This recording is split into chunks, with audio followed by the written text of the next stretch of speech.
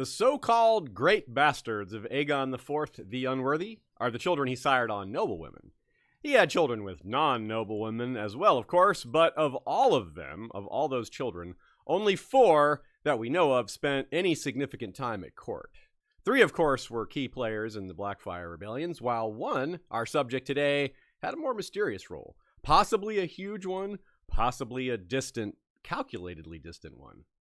Recently, we spoke of House Celtigar, or Celtigar. Both of them. We spoke of both of them. And an excellent example of soft power. Rather than wielding direct control or influence over cities, castles, armies, other lords and such, they wield power over the people who do have power over those other things. Today's subject, Shiera Seastar, was far from... Wait. I think it's Shiera Seastar. Oh, Shiera Seastar. I'm sorry. That's right. Shiera Keytar was far from... Oh, wait, she's today's subject. Damn, this is difficult. Was far from impoverished. Difficult, yes. She was far from impoverished, but she didn't wield great wealth either. Her influence came from extraordinary birth, extraordinary beauty, and the fortitude to make use of both at court, where such influence matters most. She was a clever person. Not to mention the rumor she and her mother used sorcery, and that she and Bloodraven used sorcery. We'll think about, play with what kinds of magic she might have used, and in what circumstances, because we're not entirely sure. That was a rumor? It was a rumor. It was a little more than a rumor, I'd say, but a strong rumor. She lived during... Just because you're paranoid doesn't mean they're not after you. Yes! Just because it's a rumor doesn't mean you weren't really a sorceress. Thank you, Nirvana, for that one, yeah. Not to mention the rumor, yeah, so they use sorcery, and we'll think about what kinds of magic they would have used. She lived during during the era, where dragon dreams were prominent, and spycraft was key because there was a lot of mistrust and uncertainty in the realm, especially around the Red Keep. She, as characters written by George R. Martin are known to do, flips the script on beautiful women in a patriarchal society. Far from being a part of it all and marrying into power, she went her own way and reaped the rewards of being single and exceptional. She bucked the system, and it seemed to work out pretty well, though we are left with a lot of gaps in her life, so some caveats are to be made there. But she wasn't just the greatest beauty of her age. She was highly intelligent. She spoke 12 languages and possessed an arcane library that she was said to have treasured. Meanwhile, the most treasured metal, gold, she found to be vulgar. I like to think it's because the pursuit of wealth is a distraction. You know, she was interested in higher arts and intellectual things, and I don't know. I'm just guessing, though. And that's what we have to do a lot of today, is make some guesses. But 2 of the biggest pursuers of her hand in marriage were none other than Bloodraven and Bittersteel, who were, of course, in Targaryen family tradition, all siblings of each other. Only half-siblings this time, but still, yeah, it's still incest. But they're fully violent towards each other, Bittersteel and Bloodraven. They hated each other, and Shiera apparently enjoyed pitting them against each other, though with all things said about her, we have to take them with a grain of salt. Maesters and historians don't tend to understand this type of person very well, and George understands that when he writes it. But her influence over Bittersteel and Bloodraven, her half-siblings, is cited as a factor in starting the Blackfyre rebellions. That might be a stretch, but it's not entirely untrue, so we'll talk about that as well. We also never hear what Daemon himself thought of his half-sister Shiera Seastar, who was a good 10 or so years younger than her.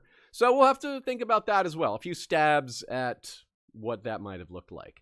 And all this mystery and intrigue only serves to add more curiosity to a character already steeped in so much. We'll explore all that and more on this episode of History of Westeros podcast. Music, intro, stuff that we don't have. That we already did. That we already did, yes. We have lots of intro music, but nothing for this little transition point. Hello and welcome, everybody. Back again with another episode that I hope you will find highly entertaining and informative, and whatever other positive adjectives you want to apply to it, I think we're open to it.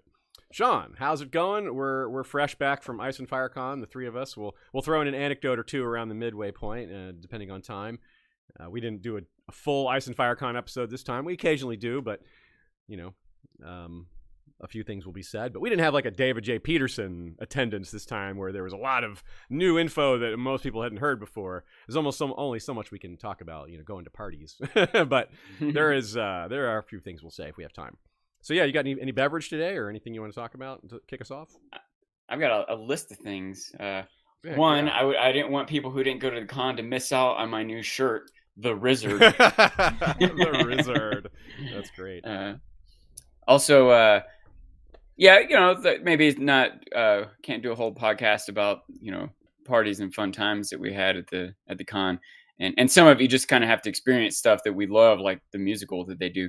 But also, man, I'm telling you, some of the panels that I went to were inspiring, and some of the ones that I did, I'm like stewing over. Could we make an episode about prisoners? Oh yeah, I'm sure we can. I'm really still stirred on that. Like, was not possibly able to cover it all in 1 hour. So. Yeah, that's the thing. It's funny, those panels, you go in there and you have like far less time than you have in just a single podcast episode that we're doing.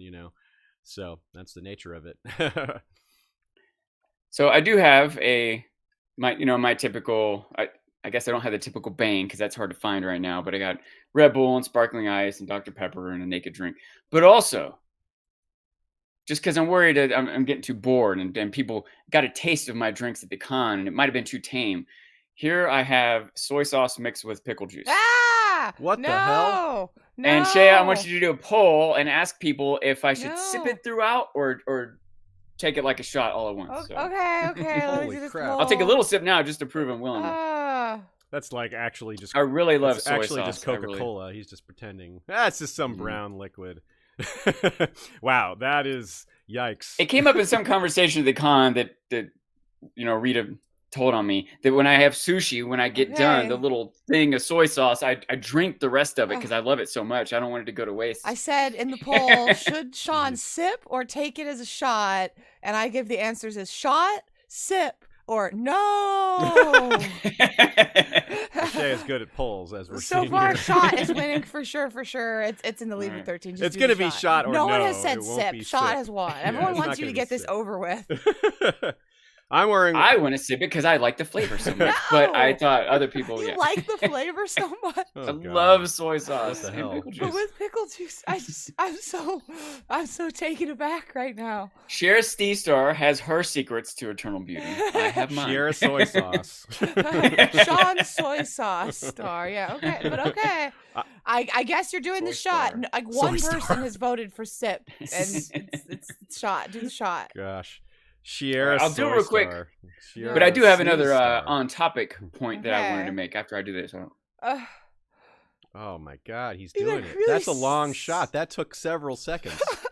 Yeah, it might have been more than a shot. Oh my That was- God. Okay. And I'm not like, I'm like, I wish I had a little bit more. People, to keep we're going to be sipping on. talking about one of the topics in this episode is bathing in blood to keep your beauty. Like this is far grosser than There's a good chat bathing here. in soy sauce to keep. There's a good response here from Karen Hightower, who we met at the con and who had your drinks at the con.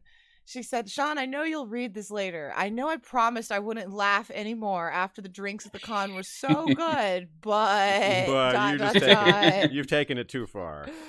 Speaking of bangs, it's funny. Yes, they, as we mentioned in a previous episode, yes, they did lose some big lawsuit about false advertising, and it was because of what you said, Sean. Right? They don't really have creatine in the drink, and it says. So what were we doing? We went to go to Target right before the con, and to bring drinks to the con because we're driving. What do we do? What do we see at the end cab at Target where you check out and buy drinks? A bunch of bangs sitting there that say super creatine Yeah. on them. We're like, okay. So we bought those, of course, as you know. So people who were And consumed them. yeah, as people who were there got to have some Roswell Target bangs. I had my first Sean drink because last year Sean did the drink bar and I just forgot to get a drink and I never tried it. Yeah, last year. it was actually pretty good. Yeah, mine was tasty. It was just Anyways, tangy and it was a sugary lot and- more tasty than soy sauce and pickle juice. Yeah, I'm not trying that. We're not there yet. So anyway, let's get to it. We'll talk more about the con during. Or you have another thing to say? Go for it. I had an on-topic point I wanted to make because I don't think we get to it later on. Because I do remember that quote about I don't think it was something Shiera herself said, but someone talking about her thinking that gold was vulgar. That was a quote from And George himself. So yeah, it's direct. Oh, straight from okay. George, Yeah. So I'm not I just hadn't thought about it much until you brought it up just now. I don't think we have it somewhere else. If you don't mind, just a quick thought on it. I wonder if there's some amount of like parallel there to like Gregor, or not Gregor, but Sandor, kind of having this disdain for knights, even though he's a knight. I kind of, she is sort of this royalty that's in this privileged position, but maybe she still has this disdain for it. I agree with you. If she wouldn't have necessarily thought about Robert Baratheon, but I'm just thinking of her perspective being kind of like Sandor's. Like if Robert Baratheon is her father was Aegon the Unworthy, adorned by gold. Yeah, exactly. And he's adorned by gold. Screw this gold. Yeah, and this guy's a jerk. And screw the knights. Screw the gold. Yeah, exactly. I totally agree with you. I the more I was working this episode, the more I got the picture. My headcanon was of someone that just thinks this is all really stupid, and that everyone like politics and all this family squabbling and their system of monarchy just thought it was all stupid. Like I've got books. Like this is smarter. This is a better use of my time, because she seems to be very neutral. Like when the wars and everything's happening, we have nothing on her taking sides, or at least maybe playing both sides, if anything. Which says to me like, yeah, she's just like, this is just entertainment because it's just so dumb. Like, you guys are idiots. Like, I'm not going to marry you. Marriage is stupid. Why would I marry you? It's dumb for me. It's a bad choice for me, given society and the way everything works. Like, why would I do that? Like, so yeah. Also, mixed up in that might be. If, and I mentioned this later on when we're going through some stuff, but I wonder if she might have also had some influence of a vision, of a prophecy. I wonder entirely if she might possible, have, yeah. Whether it's that might make her think less of the goal because she's like, there's more important stuff. Might make her think less of like marriage or some, and even personal love or whatever, because it's like, we got to save the world. You don't understand. She might have some bigger vision that the other people are too caught up in themselves to see, and she might be prudent. She might know, like we've talked about a lot of times, some of these characters might have these visions. No, they can't just go off telling everyone about it because they'll think they're crazy. Yes. So, and we know Bloodraven was a little bit, and that's why people think she's a sorcerer, already, So. And of course, Bloodraven presents this to Bran in the tree. So, and this was his lover, and they were supposed to have done magic together, and she lived during the time when that prophecy was rediscovered. Like that was Aerys the First who really gets credit for that. So there's a lot to do with that. We'll get into it in greater detail as we move through this episode. We're getting a little bit ahead of ourselves, but that's okay. That's all in good fun. A shout out to Nina, who added some great thoughts to this episode, as she so often does. Her blog is at goodqueenally.tumblr.com. That's 1L in Alley. Latest blog post is on Viserys II. Not too far off of this topic. Viserys II would be Shiera's uncle. And she talks about about the loyalty to his elder brother and how that would have maybe played out in being hand of the king for his children who became kings after his death. So very interesting, some good parallels there. And of course, it's a good example of, as she says, the human heart in conflict with itself. So you're going to want to check that out, as well as a lot of her other great blog posts. If the episode ends and you want to stay immersed, we've got you covered with suggestions for topics related to Shiera Seastar. We'll list them off at the end. Next week, we'll be talking about an unusual episode. It's a combination of not an influences episode, but a parallels episode. We do influences sometimes. This is more of a parallels episode, but it's going outside of A Song of Ice and Fire. We're gonna discuss parallels between the Blackfire rebellions and a little bit of the Targaryen dynasty, but mostly the Blackfires, and the Mandalorian civil wars. So we're going to get into some Star Wars stuff. Sean won't be here next week.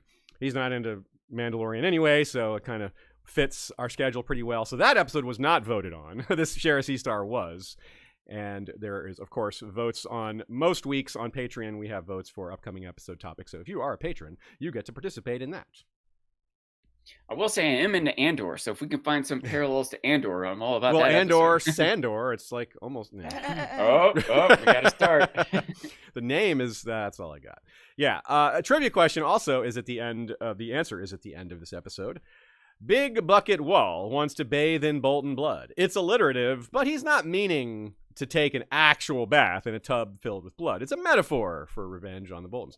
Well, or is it? No, I see that. I'm pretty sure that's a metaphor. Anyway, several women are rumored to have literally bathed in blood, including our subject today, Shiera Seastar, but also Danelle Lothston, Alice Rivers. Even Dany has that rumor said about her. Alicent was rumored to have wanted to do it to one of her enemies' wife and children. Some of those rumors might even be true. 2 men we know to have for sure bathed in blood in A Song of Ice and Fire. Can you name one or both of these men? As we so often do, we start with first mention. Here we go with a nice quote to get us started. Better for Daenerys and for Westeros. Daenerys Targaryen loved her captain, but that was the girl in her, not the queen. Prince Rhaegar loved his lady Lyanna, and thousands died for it. Daemon Blackfyre loved the first Daenerys, and rose in rebellion when denied her. Bittersteel and Bloodraven both loved Shiera Seastar, and the Seven Kingdoms bled.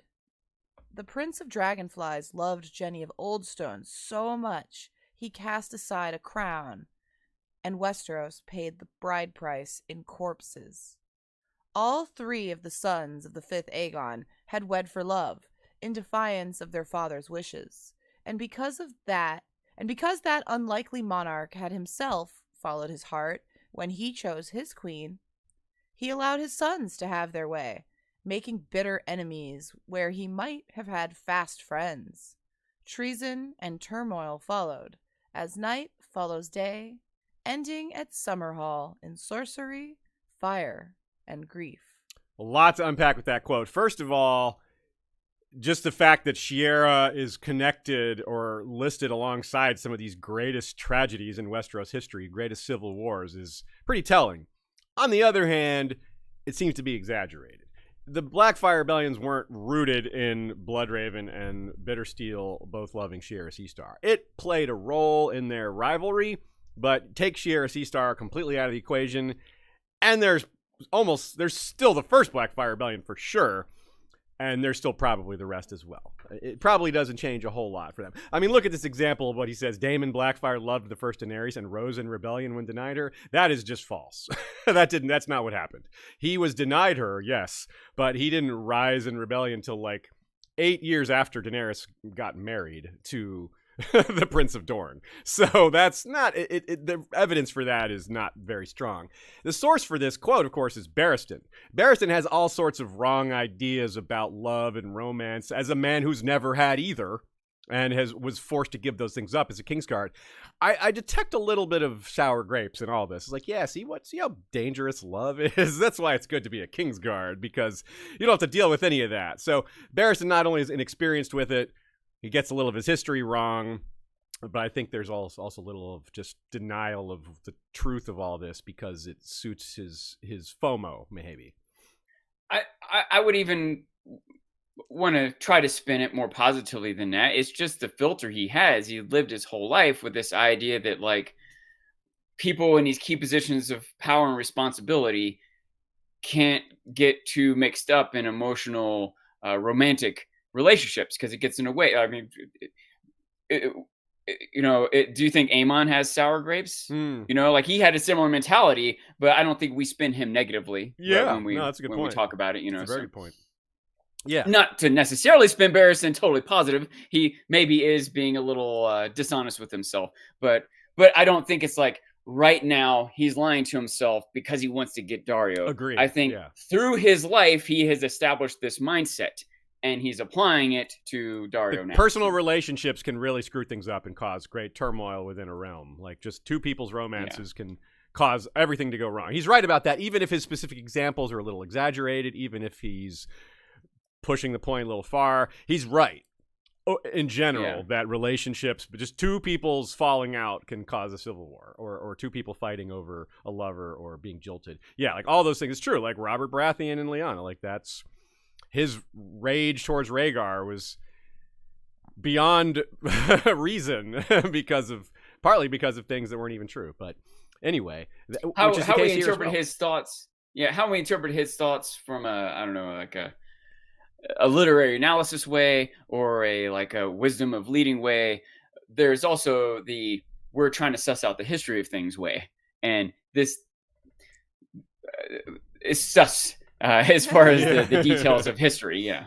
So Nina agrees that Daemon Blackfyre represented a truly different political position from that of Daeron II, and that had way more to do with why war broke out. It was the way people treated the Dornish versus the falling off of knightly virtues and a whole lot of things. We talk about it in Daeron the Good. episode in our Blackfire Rebellion series. So, yeah, and the same goes for this tragedy of Summerhall, as you mentioned here, Sean. Yes, Summerhall happened, and it was a huge tragedy, but pinning it all on allowing people to marry for love is going too far. It was a factor, but putting it all on that is no. That's Egg's dreams didn't come from jilted love, and his plan to hatch dragons wasn't born from his kids falling in love outside of their marital or royal obligations. Exactly. As far as we know, it might be interesting to find out. Yeah, maybe there's something about Summerhall that Barristan knows and we don't. Yeah, that's a good point, because Barristan was alive during Summerhall. I mean, he wasn't there, but he was a teenager when it happened. So he has a little more. He would have more insight to it than we've gotten at this point. I do hope he thinks about it as well. So, and Barristan, again, as I said, he doesn't have a lot of experience with, any experience with relationships, really, or women. So does that apply to maesters, who are the main source here? This is a type of character that they don't understand well. I mean, they don't understand a lot of people well because they're closeted academics, which is, that's just a thing that comes with the lifestyle. You don't have a lot of experience talking to people and living a life outside of academia. You get some things wrong, right? You get other things really, really right. But magic, not so well. Women, if you're living only with men, you're not going to have a lot of insight there. And relationships, for the same reason, unless you're, even if you are gay and have relationships with another maester, that's a different sort of relationship than the type we're talking about here, between royalty, between people that have massive influence over the entire realm in ways that are hard to perceive. And also something that they wouldn't let bleed out in their writings. That's true. And even if they did, like say someone, I don't know, became a maester, didn't even start trying to be a maester till they were into their 30s. Maybe they had gotten married, had kids, their wife died or something, whatever it is. Where maybe they would have a better, more worldly experience or perspective. There's still a certain filter that they're going to have to write and study through, right? Yeah. All the other maesters are down playing magic, and whatever they write, the king might execute him if he doesn't like it. On and on. You can see all these reasons why they might not say what they really want or know about Shiera or whoever else, because maybe it was even literally burned or edited out after the fact. Yeah, they have to toe sort of the line there in terms of what's accepted and expected. Kind of like you that's a great point you made there about talking about magic, like Maester Aemon and Archmaester Marwyn, for example. They basically say these things like, you can't just, you want poison in your porridge, don't talk about that. Like, he goes really far with it, like, whoa, they're gonna kill you? I thought they would just like shun you or talk down to you or like drum you out, not murder you. Like, wow, I didn't know it was that serious. But it might just be a laxative. It might not be a deadly poison. Something to keep you out of the way for a while. So let's talk about her early life. This is a little familiar. She wasn't a Hightower, but she was indirectly the result of Hightower ambition. And we're only talking, y'all, about 50 years. She was born about 50 years after the Dance of the Dragons. So these are Hightowers that are probably related to, well, definitely related. They're Hightowers. Definitely. I mean, like closely related to Otto and Leighton, and not Leighton, Otto and Ormond and the other Hightowers of the era of the Dance. So we might be talking about some of their children or grandchildren here in a minute. The downside of not knowing enough about Shiera is the obvious. We have less to say than we would about other characters. The upside is that we get to come back someday with new information and play around with that. And in the meantime as well, we get to play around more with people she's connected to, like her parents. A lens into one of our favorite periods, the Blackfire Rebellions, is of course a big part of this. She was least impacted by Aegon the Unworthy as compared to all the other children of Aegon the Unworthy, because she was his last child, and he died pretty close after she was born. So she didn't have to like suffer having this horrible father around. That probably is a good thing. You usually want your father around, but this one of those cases where it's probably good that he wasn't. She was the least changed by his deathbed legitimization too, given how far down the line of succession she was, and because she's a woman and women don't tend to inherit, so she was less of a quote-unquote threat in terms of the succession. Which, by the way, doing the math, her half-siblings had already been fighting over her before the Blackfire Rebellion. She would have been like 10 or 12 when they started kind of fighting over her, which is kind of yikes. But more on that later. She's also a great window into the reign of Daeron II, a welcome change for Westeros because Daeron was good. I mean, he was Daeron the Good, and that was a wonderful turnaround from Aegon the Unworthy. So she probably liked her half-brother Daeron more than she liked her father's memory. Though, of course, like with the word memory that's what it was. It was a memory that she would have of him, not much of an actual relationship. So yeah, her father, Aegon IV the Unworthy, circa 178, 179, Aegon catches Terrence Toyne with Bethany Bracken, right? We remember that from the Aemon the Dragon Knight episode more recently, and as well as the Aegon IV episode many years ago. Both of them were executed cruelly. So is Bethany Bracken's father, who was Hand of the King. So that opens up the spot for both a new Hand of the King and a new main mistress for Aegon. Now, Aemon the Dragon Knight, of course, dies defending him from Toyne revenge, which also opens a spot in the Kingsguard and also maybe keeps an obstacle out of the way for even greater scheming because Aemon was, such a good guy in place close to the king and was probably a buffer against a lot of bad things that became more frequent after his death. So what happens is this guy, Jon Hightower, again, Nina suggests maybe he was the son of Lord Lionel and Samantha Tarly. So that would fit pretty well. If that's true, Lord Jon would be very close to Aegon's age because Aegon was born in 135, 4 years after the dance ended. So if this person was a child of people who got together during the dance, he would be very close at Aegon's age, which would give them something in common, would maybe give him a little more of an in to manipulating / influencing him. There's so many obvious things a Hightower lord would want from a king. Just a slight reduction in taxes would mean so much money for them, or like a complete waiving of taxes on certain goods would be a windfall. There's so many opportunities for corruption here, and it was extremely well established by the end of Aegon the Unworthy's reign that the way to get favors from him is to bring him a woman he's into, and Jon went all out here. He went and found an incredibly beautiful woman from Lys. Serene, Sweet Serene was her name. Why they called her Sweet Serene is odd, because apparently she was proud and haughty and cold. Doesn't sound like a very sweet person at all. It seems purely rooted in her looks, or maybe it's like when they call someone like Lil Kev, but he's real big. Yeah, Sweet D, right? Sweet D, it's a Sweet D situation. Yeah, not she's sweet real at salty. all. Yeah, sour. It could have called her Sour Sereni, really.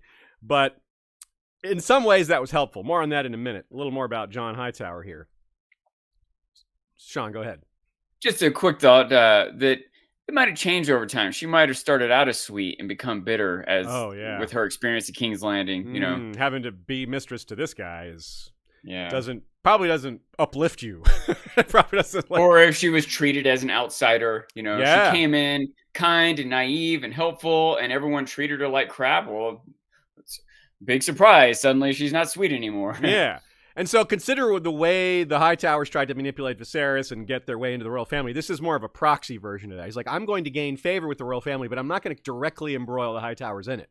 So he's sort of controlling this woman that he brings her from Lys, and she's got very little connection to anyone there. So she's sort of isolated. So she kind of needs Jon and/or Aegon to do anything to go beyond being a gilded cage persona at court.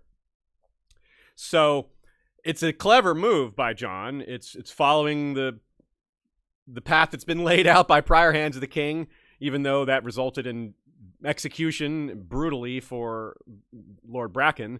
Jon Hightower was game to try and not make the same mistakes. Yeah, we saw lots of examples of this. Lord Butterwell gave the eggs to Aegon, and we saw that talked about in the Mystery Night. Lord Lucas Lothston, who may have turned around and given his own wife to Aegon, and then the kid they had with them, she slept with him also. Like, just crazy, creepy stuff. So let's talk about Sereni here for a second. there's all these other mistresses as well that are politically connected, and that was always a problem. Like Melissa Blackwood, her being a Blackwood became a problem because the Brackens got involved and pushed back, and of course before that there were Brackens, and after that there were Brackens. This Blackwood, I did it again. Bracken Blackwood thing going back and forth.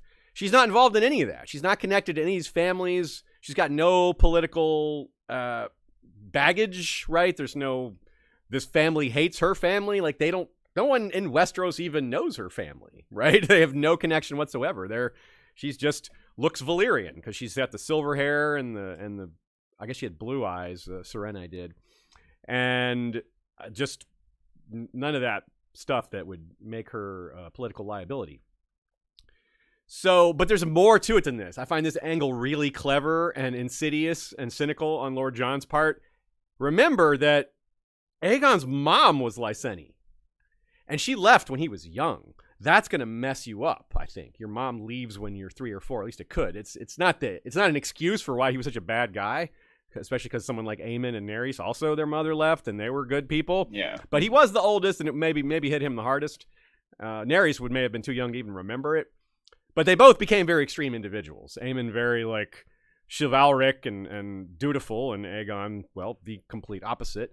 So these extreme personalities might be rooted in their mother leaving early on. So this might be a little bit of psychology, like play on his mommy issues by finding him a Lyseni woman that maybe even kind of looked like his mother.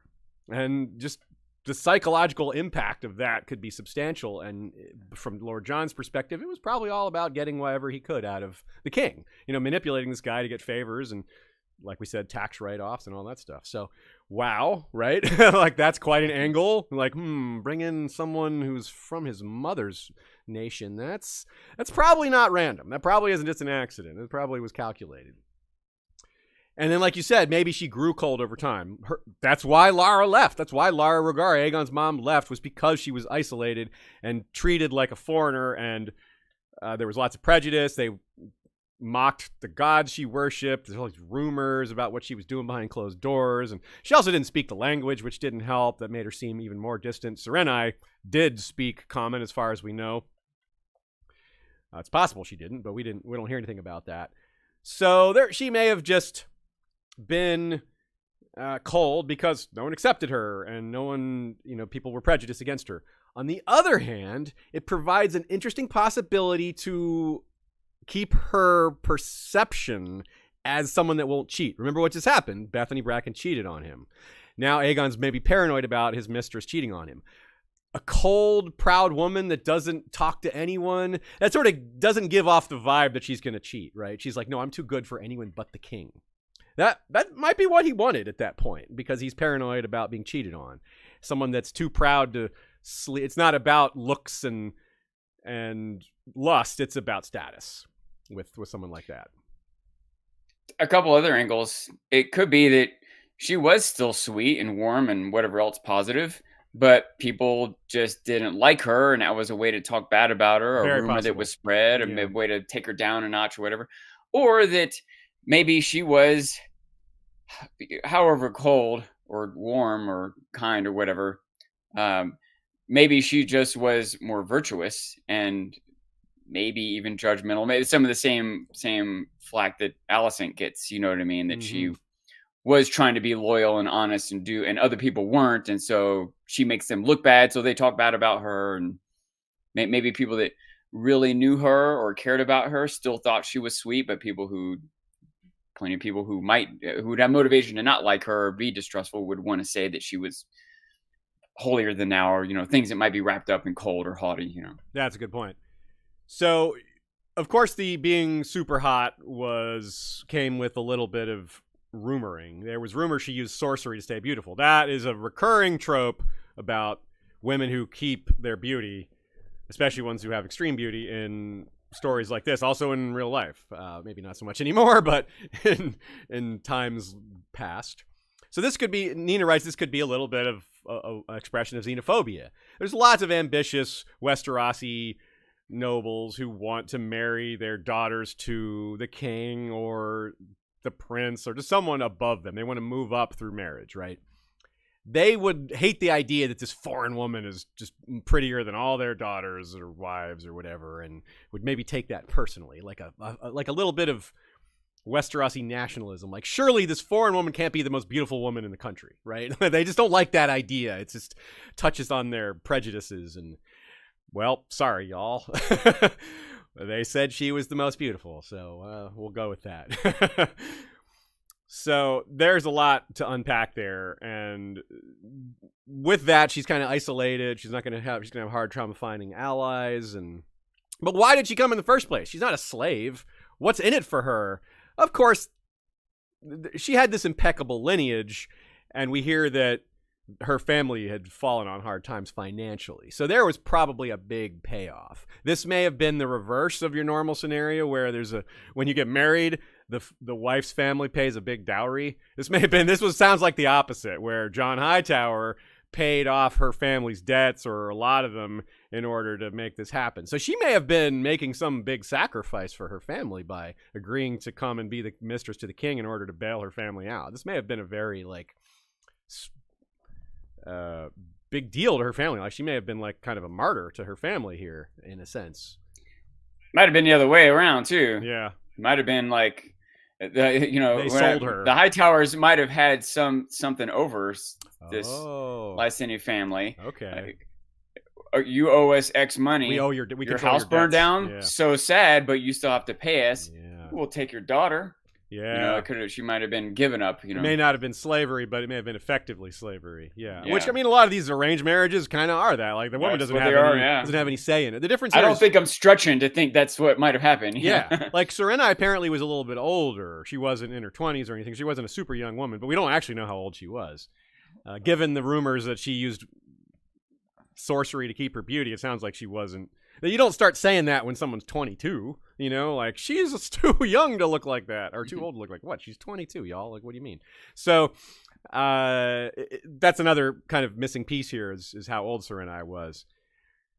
Now, they probably came out ahead on that. Her family, not her, but because, I mean, dies in childbirth a few years later, so this definitely didn't work out great for her. But what other promises maybe had been extracted? There's a whole world of possibilities here.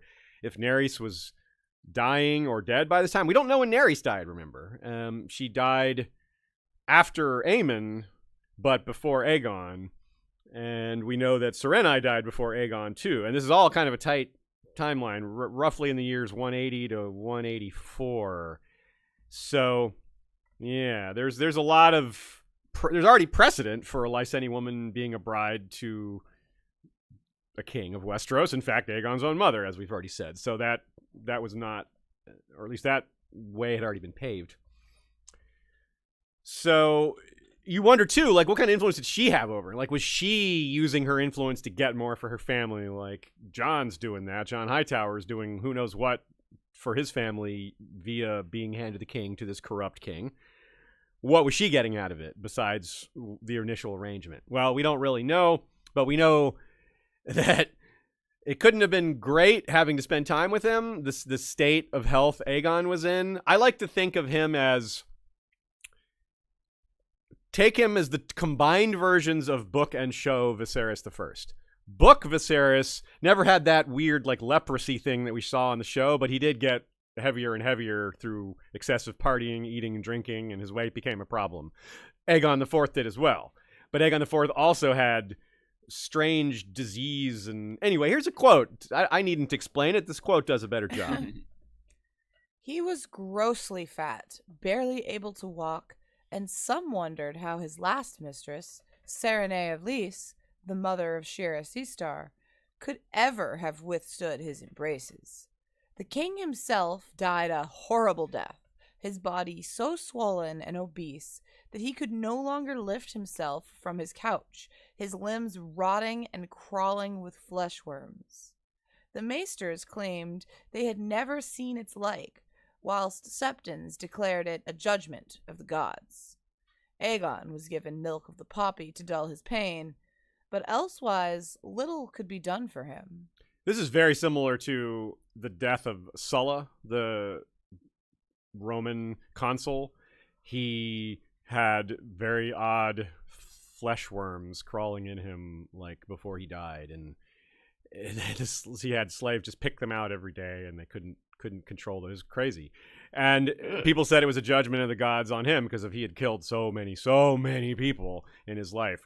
So I believe we talk about it in the Egg on the Unworthy episode. It's been so long, I don't remember for sure. But anyway, more and more examples of potential taking advantage of a guy in ill health to make political calls, like Otto and Alicent did before the dance broke out. And this guy, the sicker he gets, the less likely he's to participate in courtly decisions. He wasn't all that interested in the first place in being a king in terms of ruling his people. He liked what the crown did for him in terms of slaking his thirsts and appetites and lusts, but not so much taking care of people. So with that notable difference here, that Alicent and Otto or Otto more so, I suppose, or Alicent maybe more so, were aiming for the throne. Whereas here, they're just more aiming for influence. They weren't trying to displace the Targaryens. They weren't trying to marry a child into this current state of family. They couldn't. Like, Daeron, the heir, is already married to Daenerys. Or sorry, not Daenerys, but Mariah Martell, his sister Daenerys, married to Meryn Martell. So there wasn't any way into the royal family that way. That path was kind of blocked. So this was what was available. And very risky in a sense. They couldn't go too far with the king's power. They'd seen what happened to Lord Bracken, but they also had maybe limited time left. They could see the writing on the wall.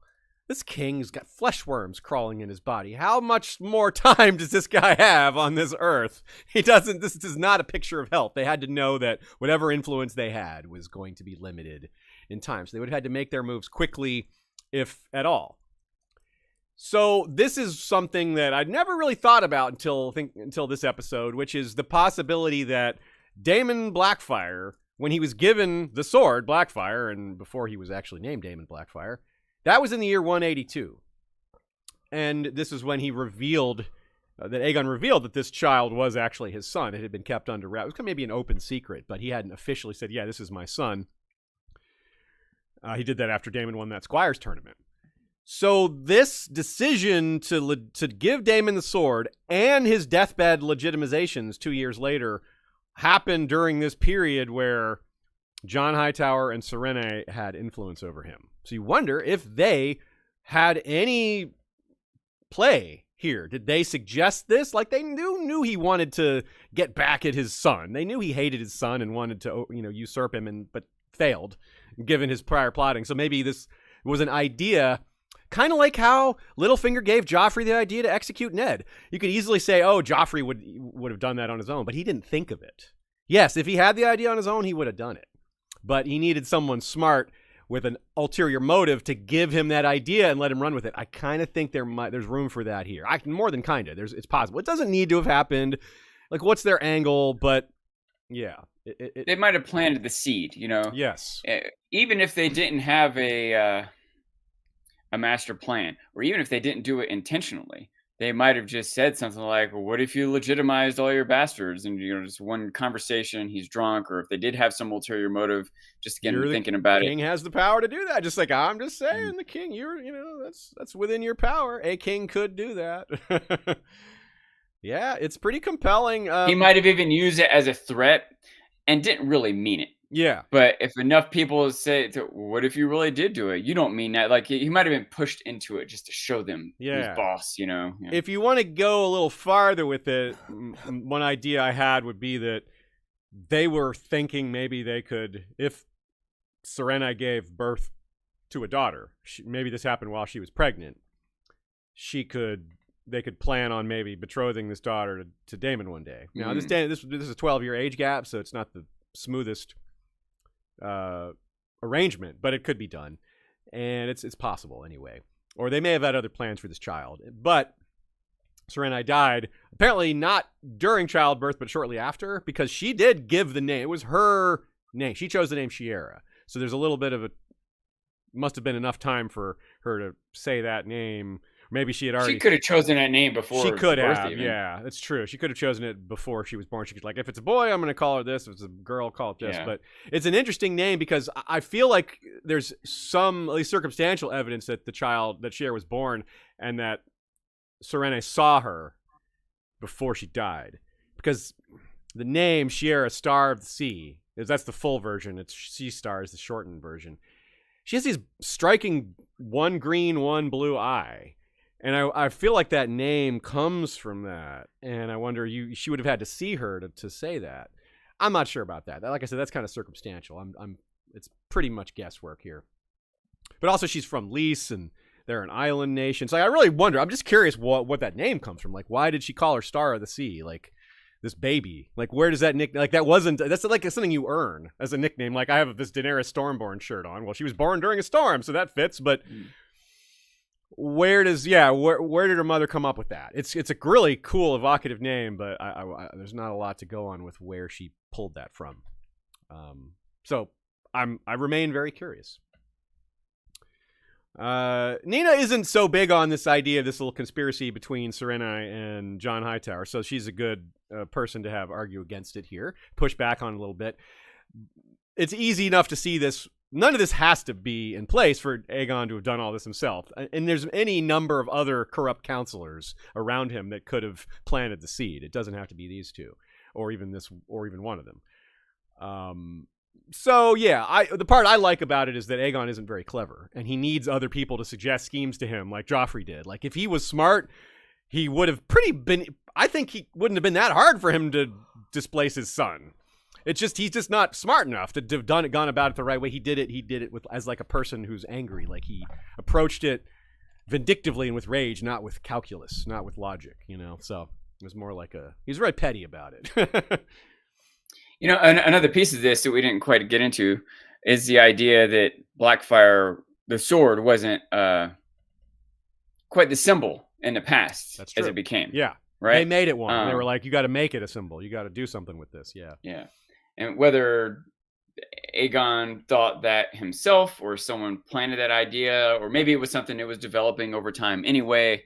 But I can see how, especially over time, there would be new symbols, if you will. Yeah, right. And there's no dragons. Yeah. Right. And I'm reminded specifically, there was a quote in House of the Dragon when they were trying to rush the new Aegon into power, right? Like, before anyone could respond, they wanted to we need to have a public ceremony. We need to get the Kingsguard and the Septon, and Otto said, every symbol of legitimacy is ours. Yeah. When trying to tell Rhaenys, or Rhaenyra rather, like, your moment's passed. Sorry. Yeah. Possession's 9/10 of the law here.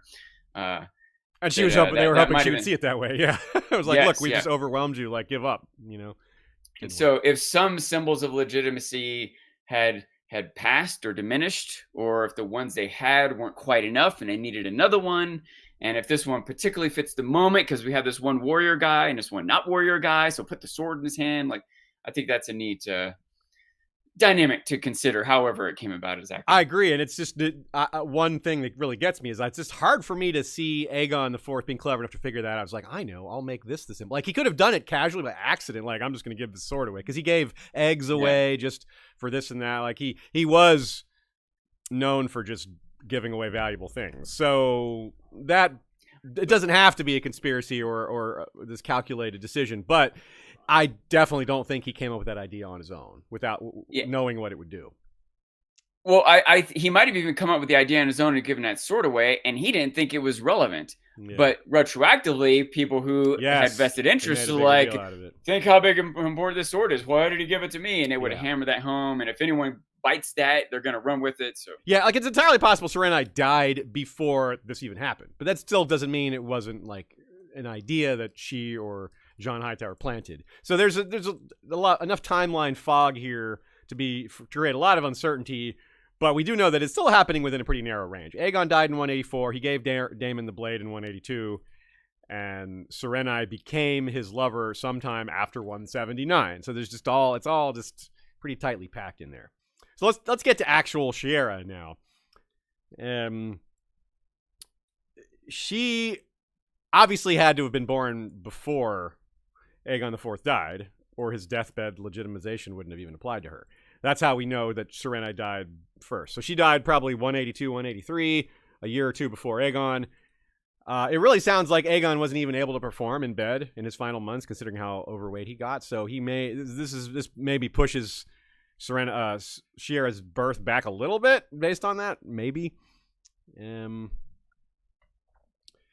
Nina also says on the issue of naming her Shiera, she suggests that he probably didn't care much about names or giving them names. Like, yeah, let the mom give him. He doesn't care. And so Serenai now has a daughter of royal blood, which if she was an ambitious person, if this was part of her angle in the first place, like why did she accept this marriage offer in the first place? That's still an open question.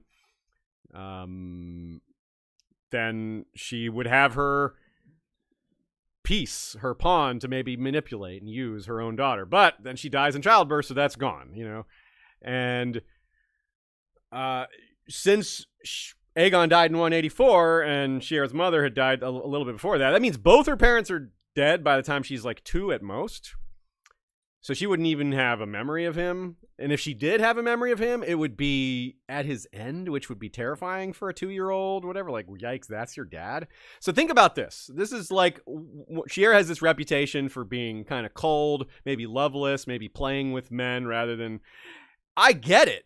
She lost both her parents by the time she's 2. Whatever memory she might have had of her father was terrible. And then just the memory of him and what he did was terrible. No parental love. No aunts or uncles, really, either. Only older siblings. And 2 of them were, like, trying to hook up with her when she was, like, 10. Surrounded by a tradition of incest. Yes. Just total all that. No role models. No people, like, being possessive over her and not, like, rather than your brothers being protective of you, they're fighting over you, which is not great. That's not a loving environment. That doesn't teach you the value of... like camaraderie and healthy relationships. Everything is a contest. Everything is people fighting for what they want. Everything comes down to personal desire. That's not a good spot for a child to be, I don't think, right? Like, and also in a context of entitlement. They're also, wealthy. They're not worried about day-to-day stuff. They're not probably even worried about the lives of other people, much less the well-being of consideration in relationships, on and on. Yeah. So sometimes people say Shiera never married. As far as we know, no, we know she didn't marry. George said so. George said she never married. It's not a rumor. It came directly from George. So that's pretty straightforward. And yeah, so I just find that very compelling in a very sad way. Like, this is all these elements that would make her a distant, kind of loveless, like a lot of things you say about people who are too rich or too detached or just too not normal to not have a A lot of this fits Cersei. Yeah, it does. A lot of she's got some combinations of Cersei and Daenerys, a little of Sansa, I suppose, because we see Sansa as a young person kind of stuck at court, but Shiera seems like she had a lot more. She wasn't as demure as Sansa. Kind of like maybe she got started a little fast. So much competition around her, so much cutthroatness. She wasn't isolated in the north. She was right in the thick of things from the get-go. Sansa also did get parental love and guidance, yes. And even if maybe a little misguided, but still, Sansa's maybe a little more naive going, like, because she didn't start off in this, I'm going to say, hostile environment of King's Landing. Yeah. Like Shiera Seastar would have come up from infant and beyond, where Sansa had Sansa's naive ideas of the world. She might have gotten by with that in Winterfell. Yeah. Shiera would never. But yeah. I feel like that's something that you could say there are opposites on. Like, Shiera would never, very unlikely to ever have these like romantic ideals, and like the prince is going to come rescue. Like, she was like, nah, that's all BS. Like, that doesn't happen from her perspective. Yeah, it's older men fighting over a young girl, like a civil war, family squabbles, all this other stuff. Yeah, it's very different than like Sansa's life became that later. But yeah, Shiera's was like that from the beginning. So did Shiera have any connections to her Lysine family? Like, Serenai died so young, she may have been kind of cut off from that, but she may have had like a grandmother or something that got back in the mix. But not her paternal grandmother was Lara Rogare, who was probably dead by then, and paternal grandfather Viserys II, who was definitely dead by then. Maternal grandmother and grandfather, aka Serenai's parents, don't know who they were. They might have been alive, especially given what we said about Serenine probably not being really old. So her family, good chance, were still alive. And they were presumably Lysine as well. So there may have been some sort of, hey, our daughter is like the king's daughter over here. This is an inroad for us. They may have contacted her and been like, let's keep this relationship going. There could be some mutually beneficial arrangements here. Who knows? And if not about family, what about cultural connections? Was Shiera cut off from her culture by not having any family around her? Did her mother have like a retinue, some of whom were Lyseni, that some of them stayed with her, and like a subserving people that like I don't know, like the equivalent of ladies in waiting, something like that. I don't know how that works for mistresses at court, but she probably had some people. Like Lara Regari had Sandok the Shadow and a few other people whose names didn't get mentioned, but I feel like kind of like how Ned may have had a few more people with him at the Tower of Joy, and how the Kingsguard Knights almost definitely dead, because like who's going to help them put on their armor, and who's going to take care of this baby that Lyanna has? Like, right, there had to be other people. There's always a few other people around that don't get named by the histories, but these really rich people, they always have servants around them, right? Like that's kind of a given. Even Sansa, who was basically a prisoner, still had attendants. She still had people, washing her clothes and making her bed and escorting her around. And even, Tyrion's mistress. Shay, yeah. Mm-hmm. She maybe didn't have her own attendant, but she still had, I don't know, liberties and favors, finances, benefits, if you will, favors. There you go. She was better off. She was like, she was specifically secret and ostensibly, a servant, but still had values that the average person wouldn't have because of her connection to Tyrion. Absolutely. So imagine, you go up a couple levels from that, from Shay to Shiera, she's doing okay. Yeah. And Anita asked a great question here. Given how her grandmother, Lara, and their family had been treated by Westeros, which was with a lot of xenophobia, what did we say? Shiera is a very intelligent person, probably very perceptive. She may have seen that and been like, I'm not going to put myself in that position to be treated with all this prejudice, so I'm going to downplay my Lyseni connections and not face what my grandmother faced. It's so interesting that it's her grandmother that faced that. I just didn't give that a lot of thought before working on this episode. But yeah, the connection between Lara Regari and Shiera Seastar is not to be downplayed, even though they never met. Yeah, I'm really imagining Shiera maybe sometimes getting comments about her grandmother, hearing about her grandmother, hearing negative things about Lara, and like internalizing it. Even if people weren't saying it to her, they would have been like, yeah, like that B word, Lara Regari, Yeah.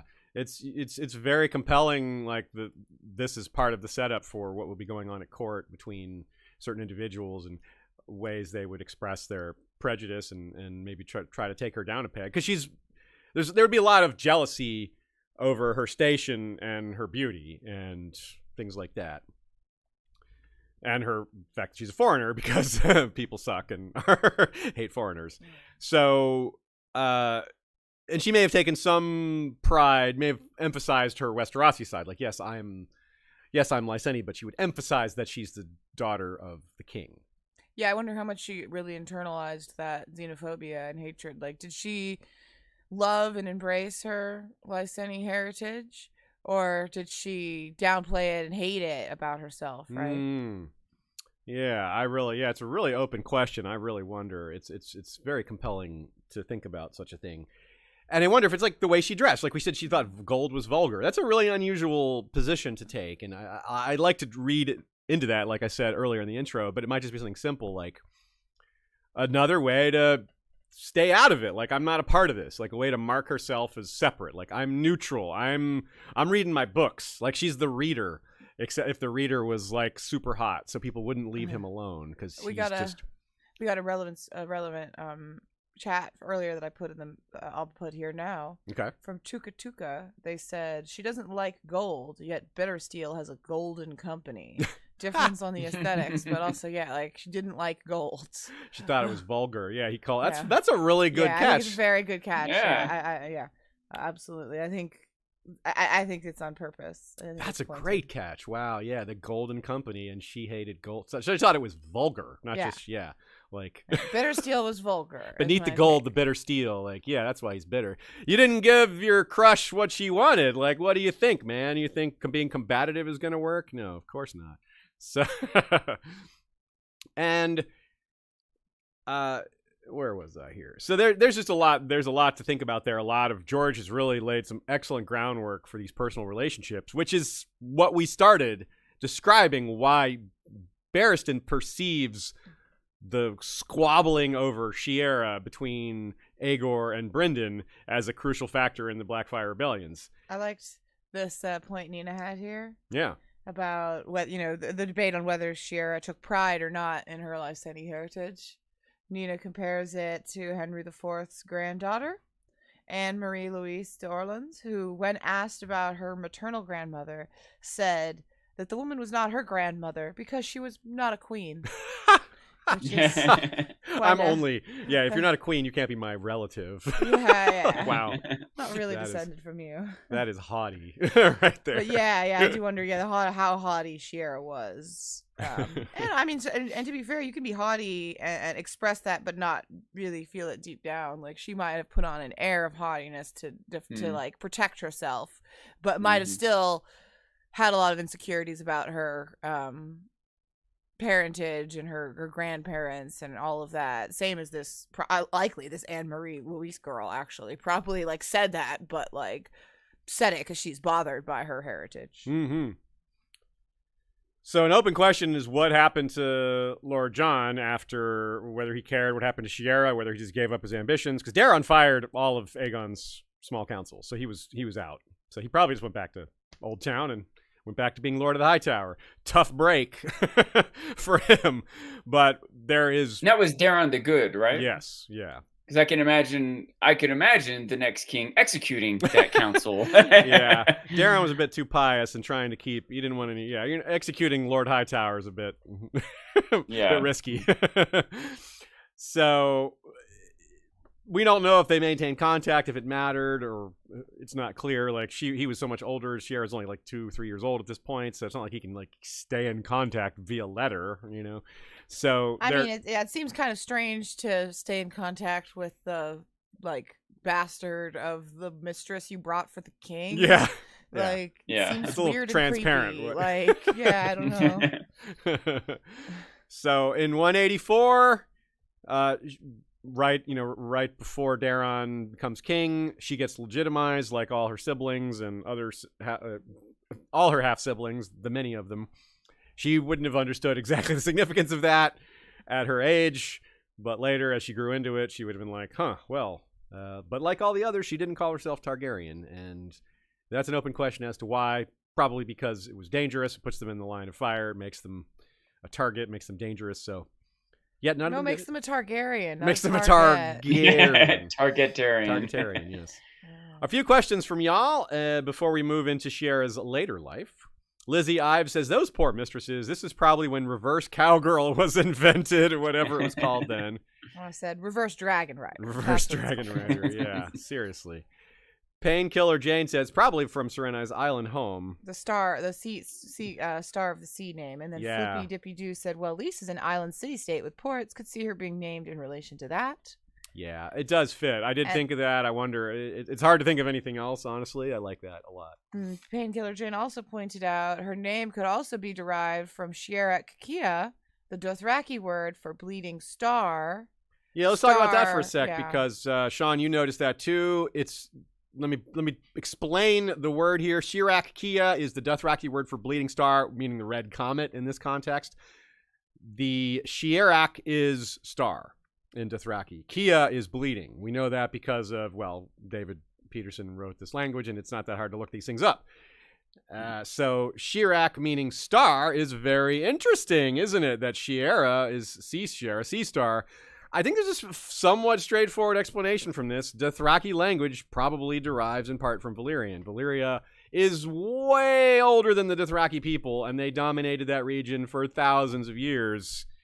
The Dothraki's language has some connection to the Valyrian language makes some sense to me, given proximity and time. I was surprised when I was starting to do research for this episode. One of the things I do is I'd go to Search of Ice and Fire and search the topic or some subtopics or connected keywords or whatever. So I searched Shiera Seastar, and there's like 5 results, and I'm like, how does this character have so much mystique around her? And people will cosplay her, and we're doing a whole episode, and there's only 5. So I thought maybe there's a glitch. Let me just try just Shiera instead of Seastar. Just maybe I'll find more. Maybe they don't always refer to her as the whole name. And this quote, these bits with Danny and the comic came up, and it's a slightly different word, but it was so similar I couldn't ignore it, especially when the meaning was so similar with these the star, et cetera, et cetera. So I was in my mind just thinking about like directions George might have been going or parallels he was trying to draw. It didn't connect that it might just be like a language thing that David Peterson pieced together, but which it could still be both of those things. But I don't know quite what to draw from this, but I thought it was noteworthy. Well, it wouldn't have been that David J. Peterson made that connection. It would be that this existed before. That he built on it, yeah. He built on this. Okay. That existed in the books prior to his involvement in the language creation. That phrase Shiera Kia was one that David had to add to his lexicon when starting off. He's like, okay, what words do we already have? Because that's book 1. So yeah, Peterson wasn't involved. Yeah, that was one of until much later. Yeah, one of the building blocks of how to build the Dothraki language. Yeah. Yeah. It's unclear it would have been... if David decided to connect Dothraki and Valyrian at all either when he made them, because he may not have considered this link between them proximity-wise, region-wise, or he may have decided just that's not how it would have worked. He may have intentionally done it that way. Minor clarification, that's book 2, right? I'm sorry, yes, you're right. Book 2, not book 1. Yeah, you're totally right. The comment comes right at the end, and then they name it at the beginning of book 2. Yeah, you're right. So let's see here. Shiera Seastar. It's worth saying just also that in Valyrian, the translation for star is not Shiera at all. It is Kelos. Kelos. Okay. Yeah. That's very different. All right, cool. Very different. It might just be a coincidence then. Yeah. And it might just, or I mean, it might not be. My other point is that it might not be a coincidence in the books, and then David simply did not. Oh. Yeah, sure. Think about that relation potentially, I suppose. But I think George did it on purpose in the books, personally. Shiera Seastar, longtime patron and listener, who I joked with them about who are you voting for in this poll. They did, in fact, vote for Shiera. And they say, considering her mother died in childbirth, it's no wonder she'd want to stay single. Maybe marriage is equated with danger in motherhood. Yeah, I mean, I think we can just take that as fact since true. It's coming from Shiera Seastar herself. She's weighed in. Shiera Seastar is canon on Shiera Seastar. Yes, yeah. That's true. Yeah, and it makes sense. Like because we've cast Shiera as a highly intelligent person, someone who can see, stimulus and result better than a lot of other people. Someone who's detached and more educated and is less beholden to following in lockstep with existing societal norms. Yeah, I could see her being like, no, like, why would I do that? So, like, it's just such a risk to me, and any children I have could be in danger because of their heritage, and yeah, it just doesn't make sense, So, for a lot of reasons. Joe Magician says, just on a basic level, that the person she was closest to is the widely feared, weird, and notable outsider Bloodraven. Seems like a tell that they bonded over having similar experiences at court. That's a good point. They both were a little bit isolated. Like, Bloodraven's mom was popular, and that gave him a bit of an in route. But, like, just from his look and his interests, he was an insider-outsider, kind of like she was. Like, all the benefits of being a Targaryen, connections to the royal family. Both Daeron and Daeron was liked. Bloodraven was liked by Daeron. Maybe Shiera was too. Maybe they helped him. So, and either way, he kept them close, as we're told, because that was his policy towards dealing with threats. Was the old keep your friends closer, your enemies closer kind of thing. And not that he saw them as enemies, he saw them as potential dangers because of their heritage, and they'd been legitimized by their awful father. Yeah, so folks, we are still in the midst of our Patreon drive. If you want to sign up now, we have I think we're going to cut it off around the time we start Fire and Blood. We're going to cut off the lower level, as you can get yourself grandfathered in at $2 a month before the price goes up. We have a lot of benefits you can get for that $2 a month, including one of the biggest ones is not hearing ads like this one. And any inserted ad that comes from the Spotify network or from other podcast networks, assuming those are still in play, but usually it's Spotify, those ads won't play. You listen on the Patreon RSS feed where there are not such things. Let's talk a little bit about some of our fun experiences at Ice and FireCon. We want to shout Ice and FireCon out and share our love of that event. It won't be happening next year, and it should be back in 2025. So we want to make sure we share a little extra love since we won't be having much to say about it next year. I wanted to say a thing about the musical, which will be out for everyone to watch. We'll be sharing links, but I wanted to hand Aziz my memento from it. Here you go. Put it on camera. Yay! Vote young Griff, young Aegon. That's Daisy of Folkwise. They played young Griff in the musical and handed out these flyers, campaign flyers during it, and it was very delightful. And I saved one and framed it, as did some other people, and I'm gonna hang it up. But before I hung it up, I thought I would show it off to y'all. It's great. Yeah, we talked a little bit about the musical last year. It was the same one. They sometimes do the same musical 2 years in a row because it's such a big production, and it enables them to maybe tighten it up or maybe make a few changes. And it's so good, so funny. It's based on Queens, the musical, and it's Westerosi Queens, and that the young Aegon part comes from a little skit that falls during the bit about Arianne Martell, and it has young Griff getting on Tinder and swiping the different queens and princesses of Westeros. It's great. It's great. Yeah, if you are impatient, technically the original Queen's musical is on YouTube right now, and you could watch it there. But if you're patient, you can wait for the new version, which I suggest. Yeah. So I dressed up as upscale Kraghest crab feeder. I had a mask, the same mask he has, a 3D printed mask of his, harpy mask that was kind of melted. And I had a suit jacket with gold all over it and some crab necklaces. I had a ring on every finger, and I had suit pants with gold trim all over them. I was a blinged up crab feeder for sure. Yeah. I even had gold shoelaces on my dress shoes. Yeah, our friend Nami had a matching high fashion crab feeder. It was cool to see a couple crab feeders. Crabs was a big theme of the weekend. Yeah. I even had a Dark Sister temporary tattoo on my chest that people could see, and it was like, because that's what kills me. That's crab feeder. I'm putting a picture on screen for everyone to see Aziz. Yes. And Nami in their crab feeder outfits, and you see the necklaces that Aziz is giving out Mardi Gras beads. I gave a lot of people crabs. Yeah, that was or crab. really I gave a lot of people crab. One crab. One crab each. No, multiple crabs. That gets out of hand. So, yeah, big shout out to the organizers, the volunteers, and the small council of Ice and FireCon. Put in a lot of work to make sure we all have a great time. And we appreciate it. We did a parade, by the way. Oh, yeah. Tommy organized. I had a snare drum, and we marched across the hotel leading into the masquerade ball that night. That was another fun moment. Yeah, I got a good video of it that I will be sharing. I'm gonna get through all my pictures and videos and share them on Facebook and photos and all that. I want to. And I think we had. What? Oh, go ahead. Oh, you go on about. I was gonna say I think we had 12 green men of the Isle of Faces, right? Green Man mashup or mashup of Charlie Day and yeah, you have Charlie Kelly, Green Man, saving our lives right now. That's right. Yeah, it was great. There were a dozen of us, so we doubled our numbers, and we had 2 green people competing in the tourney melee because it was Sean and Allie, both represented us. It was very lovely. Yes. I wanted to share a brief story about the Faceless Man game, which I always participate in, and this year Tommy Pappas was playing too. And so the first night of the con, Skelly night, we were hosting our party together, the Skelly party.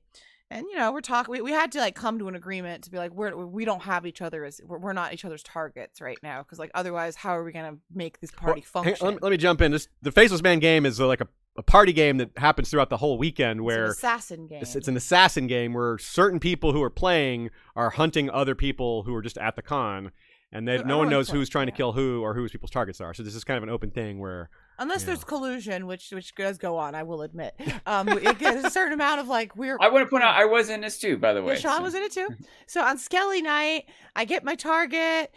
My target is this guy David who made pizza for the whole party. And you tried to kill him anyway. Well, I did kill him. You did kill him. I waited till the pizza was like given out, and then I gave it a little That was time, fun, yeah. and I killed him.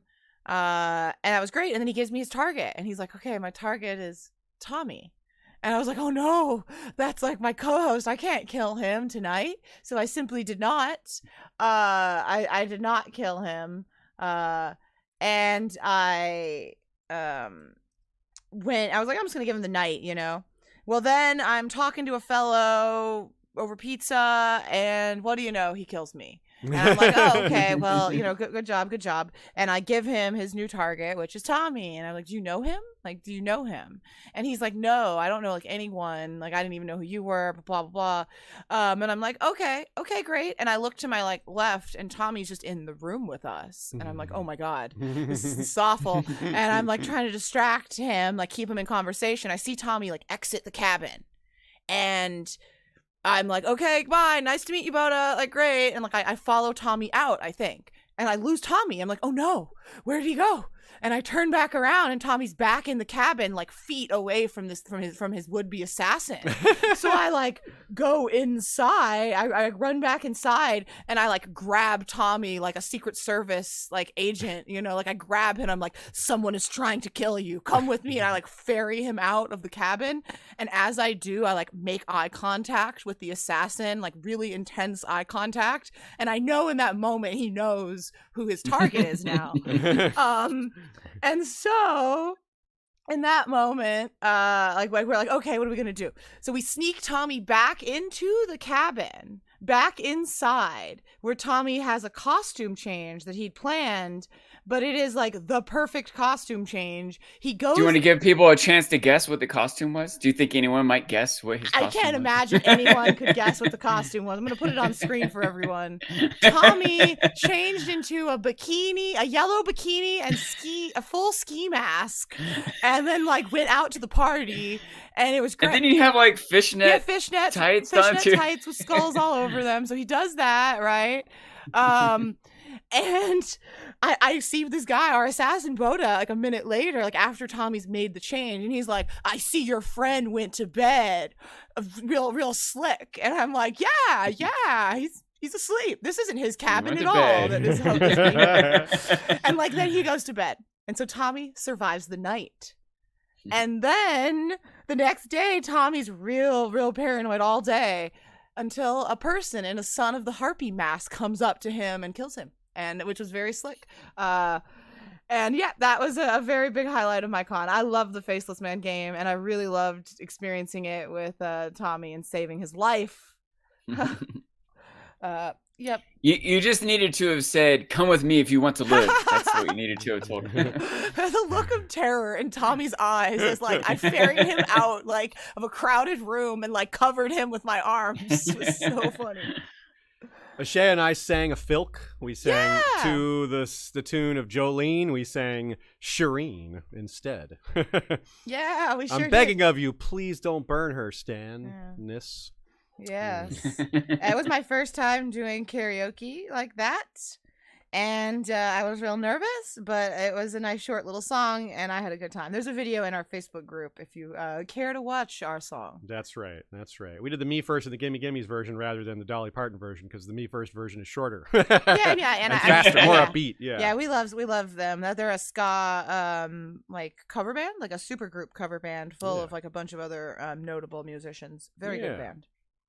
So yeah. Were there any other anecdotes from Ice and Fire Con y'all wanted to read? We also did Quiplash. Quiplash was super fun. We've been talking about Quiplash, doing Quiplash in our Discord fairly soon for patrons and stuff. So we're even more fired up for that after having done it live. So many stories I would love to share, but the one that was important for me was the Faceless Man one, and that took plenty of time. I had to communicate this story to y'all. Well, shout out to you and Tommy as well for arranging the Skelly night party, which is the Thursday night tradition. Y'all did a fantastic job. Thank you. It was real fun. It was us and maybe 15, 16 other people in a group chat, planning it only a few weeks before the con. But yeah, we went real big with it. It was fun. Yeah. Thank you. Ice and FireCon really relies on people stepping forward and making things happen because it's not like a corporate convention where there's people with salaries that are paid to make these things happen. So volunteers, y'all. That's what happens. Yeah. So yeah, let's get back to. Go ahead, Sean. I was just really happy with the yoga that I did. I did a Game of Thrones themed yoga class. So yeah, instead of child's pose, we do child of the forest pose. Instead of dancer pose, water dancer pose, and so on. Heart tree pose was really good, and Planky Town pose at a plank pose. Yeah, you had some good ones in there, man. Yeah, that was good. That was a good way to like get moving again after all that partying. And Sean did that after hurting himself at the tourney at the melee. He took a little tumble and messed up his knee a bit. So good for Sean. Despite hurting my knee, it was still all a spectacular time. He was limping, Sean, not dancing, Sean. But yeah, I'm still limping, Sean, to tell you. Bummer. Well, let's get back to it via this shout out from Amanda Molyneux, who sends a super chat and says, "Happy Shiera Seastar Day." It is indeed. So let's get back to that. Let's talk about Daron the Good. Recall, Daron was her half brother, but it's one of those weird half brothers when your half brother is 30 years older than you. That is, you don't see a lot of that, even in old times or now or ever. Yeah, you don't see that very often.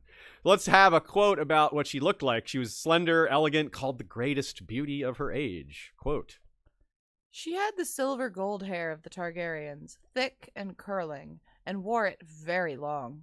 At some points in her life, it fell well below her waist, almost to the back of her knees. Whoa. She had a heart-shaped face, full lips, and her mismatched eyes were strangely large and full of mischief. Her rivals said she used them to melt men's hearts."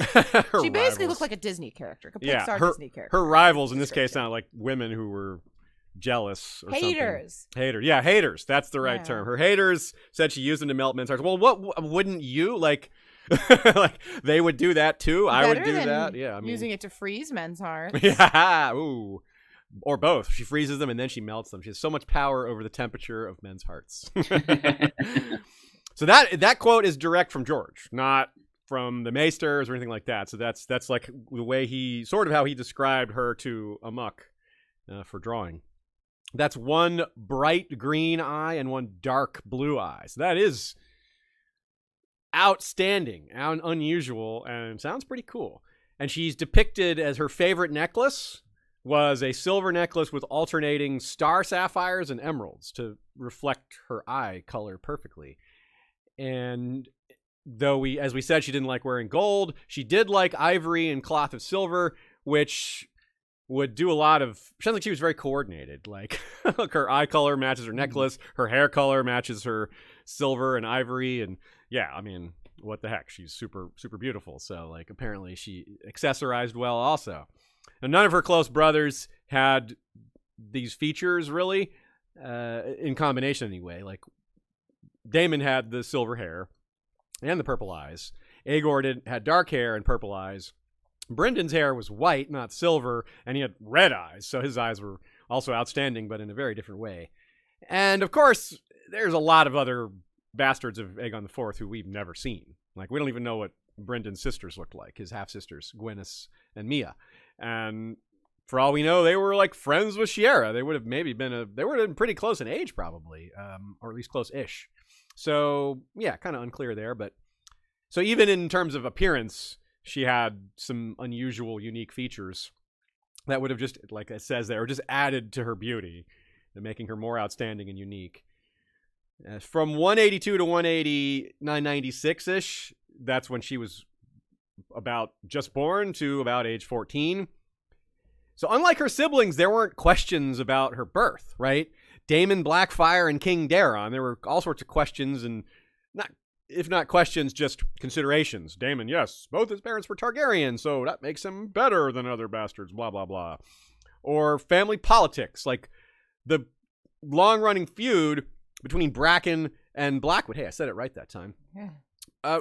Obviously fuels the hatred between Bittersteel and Bloodraven. Like, they didn't just come out of nowhere. Part of that is the existing grudge between their two families and the existing current fighting between them to be as close to the king as they could be. First it's Barba, then it's Melissa Blackwood, then it's Bethany Bracken. So Shiera's not involved in any of that because her mother not only dies young, but isn't connected to any of that past feuding, politicking.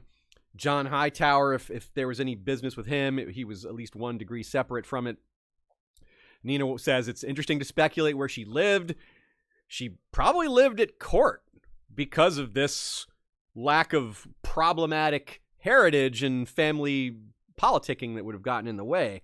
On the other hand, Daeron might not have wanted to raise her right with the other children, the other royal children of the same age, to sort of differentiate her in a sense. On the other hand, he kept the Great Bastards close, for said, so he may have treated her as one of the group in order to keep her from feeling isolated, which would in long term maybe keep her in the fold and make it less likely that she would, say, join another faction, or her heritage could be used against them, her bloodline or whatever. And maybe that impacted her young upbringing as a scholar. If she was allowed to stay at the Red Keep, which I do suspect, because I don't know where else she would have gone. Summerhall was around, but I don't know if that's much better. That's still going to keep her around the other royals. And so anyway, if she's at the Red Keep, she could have gone to the Tower of Joy. If she's at the Red Keep, she's got access to all these great libraries that have all these books. The same library that Aerys the First, in a decade or a decade and a half from now, discovers the prophecy that the dragons will be reborn again. The very same library. So that's the same library Rhaegar discovers and says, seems I must be a warrior. So all these things are in the Red Keep's library, whatever. And this is post Baelor the Blessed's burning. So there is still stuff in there, clearly, because he clearly didn't burn the thing that Aerys found that said the dragons would be born again. So, which again, my supposing it, maybe she had some bigger picture view of what's going on, or she had some awareness of some prophecy, whether she dreamed it herself or read it somewhere, or someone else dreamed it and told her. Mm-hmm. It might have affected her interactions, her getting married or not, etc. Yeah, like under Daeron, it's hard to tell what her role was, but under Aerys the First, he's concerned with prophecy and he's more interested in books than ruling. He doesn't want to get married either, or he did get married, but he didn't want to have kids. Like, it sounds like he had things in common with Shiera. Like, they're both interested in books. They don't care about marriage. They're like, politics is like, what a bother, so that, there's no evidence of a bond between them, but they had things in common, and they lived at the same time in the same era. And Bloodraven, we know Bloodraven was highly trusted by Aerys, and Bloodraven's her lover. So, like, it's 1 degree of separation there. So, getting a little ahead of ourselves by talking about Aerys. Let's run back to the time of Daeron.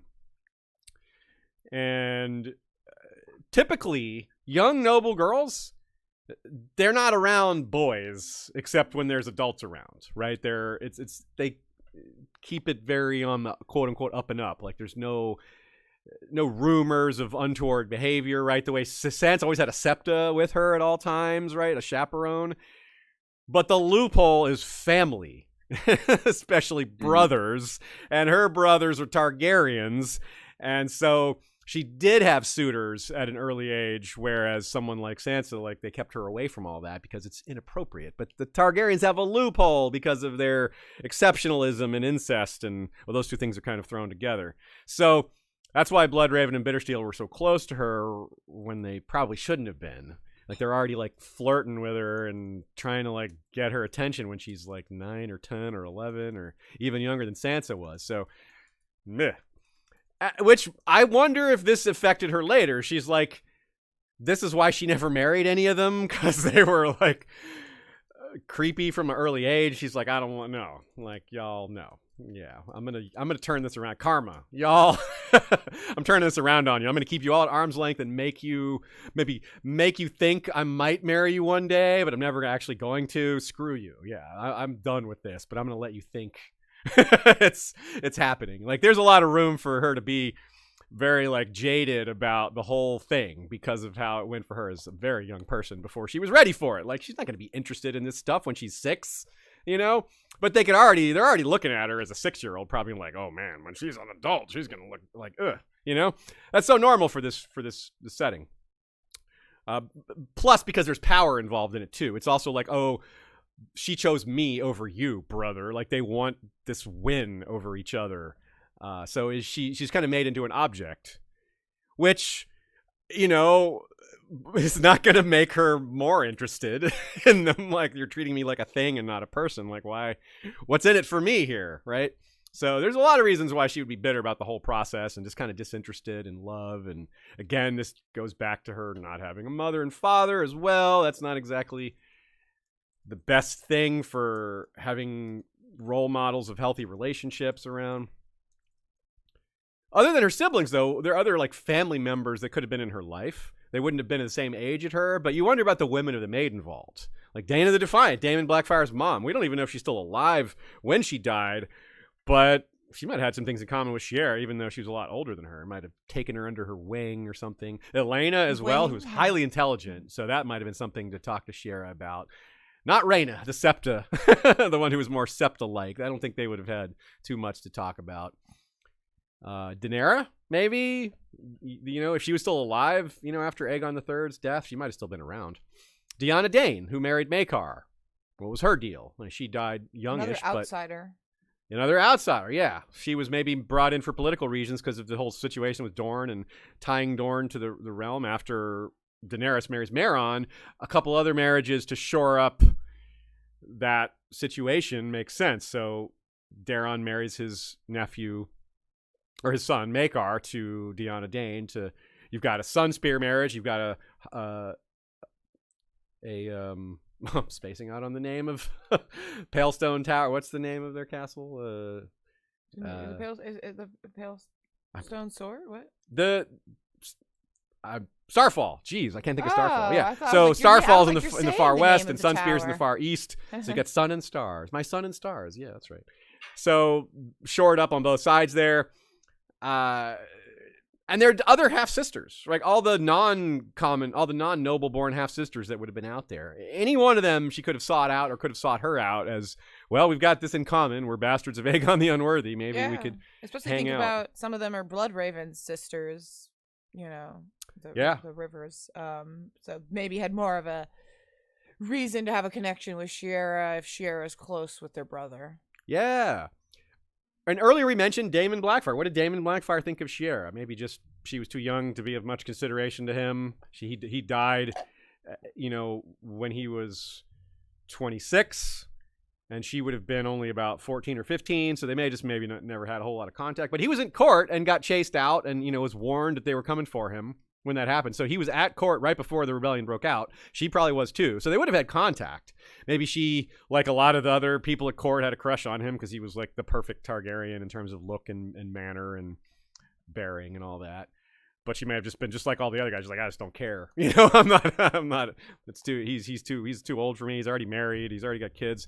And speaking of that, his kids, his twins, Aegon and Aemon, who were also killed on the Redgrass Field, they would have been very close in age to her.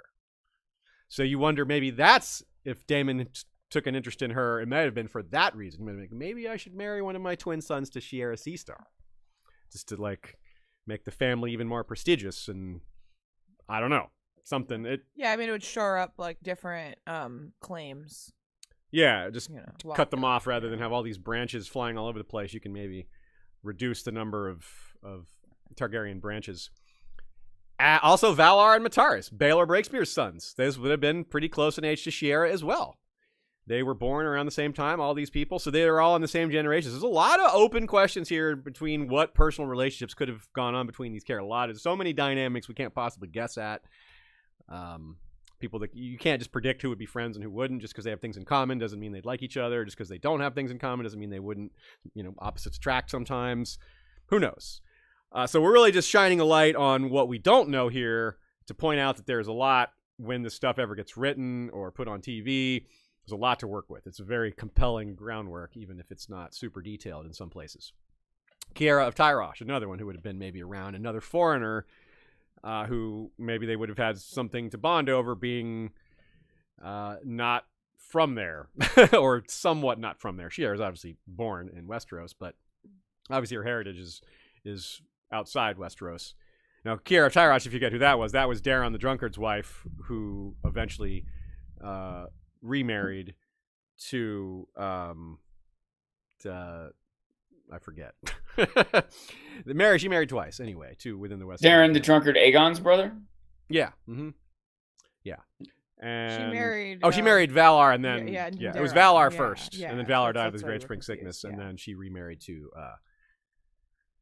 him, to Daeron the Drunkard, and they only had one girl who maybe died young. She was a simpleton, so she wasn't really part of the succession. So yeah, Shiera was a great reader, a big reader of books. That's why I compared her to the reader, like a noble who would rather just read books and be ignored. But she can't be ignored because she's too attractive, and the reader's too powerful. He's the Lord of Harlaw, so like you can't just ignore him, you know. As you say, when you say the reader, that was an Ironborn, right? Yeah, he was Roderick Harlaw. Roderick Harlaw, yeah. Yeah, mm-hmm. And he was, unlike most Ironborn, a little more intellectual and educated. Yes, exactly. So she's kind of like that. She's a lot more educated than, like, compared to like Aerion Brightflame or even Baelor Breakspear, who was well educated but maybe not bookish, you know, but very smart. Or like Maester Aemon, who was very bookish as well. So that's another person she may have had some things in common with. Like he went to the Citadel, you know, in the early 200s, if I remember right, or around there. So Shiera would have been, you know, 20-ish by then. So they could have had some conversations or connections or who knows. She learned a dozen languages. That's one of the things that's just like striking is like, oh, this is a smart person, or talented at least. Like that is no small thing. So she surely spoke Lyseni as one of them, almost certainly, because she had connections to her mother, even though her mother wasn't around to like teach her.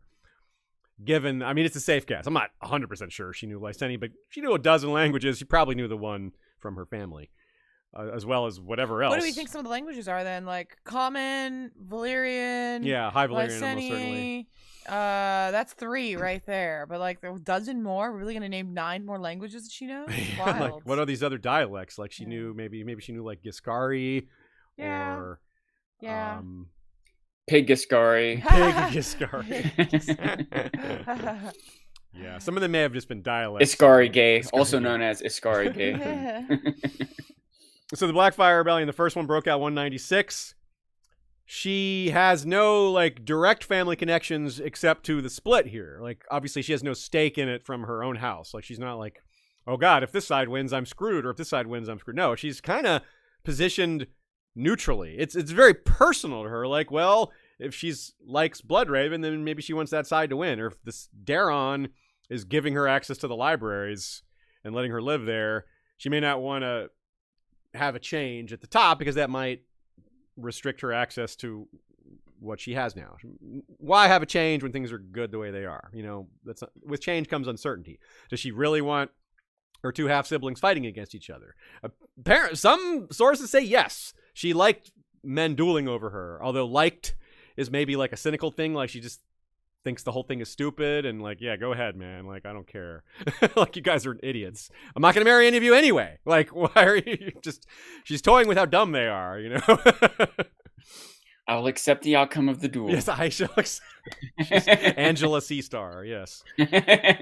So, and Niena makes a point, like, which side of the family did she feel closest to? If Daeron was giving her an income, another reason just not screw with that, like, I'll just keep the status quo. It's better than a whole nother team coming in and taking the throne, and who knows what I'll be allowed to do. Maybe they're all knightly chivalric values wouldn't allow me to study supernatural stuff as much. I don't know. Daeron was pious and he allowed it, so who knows?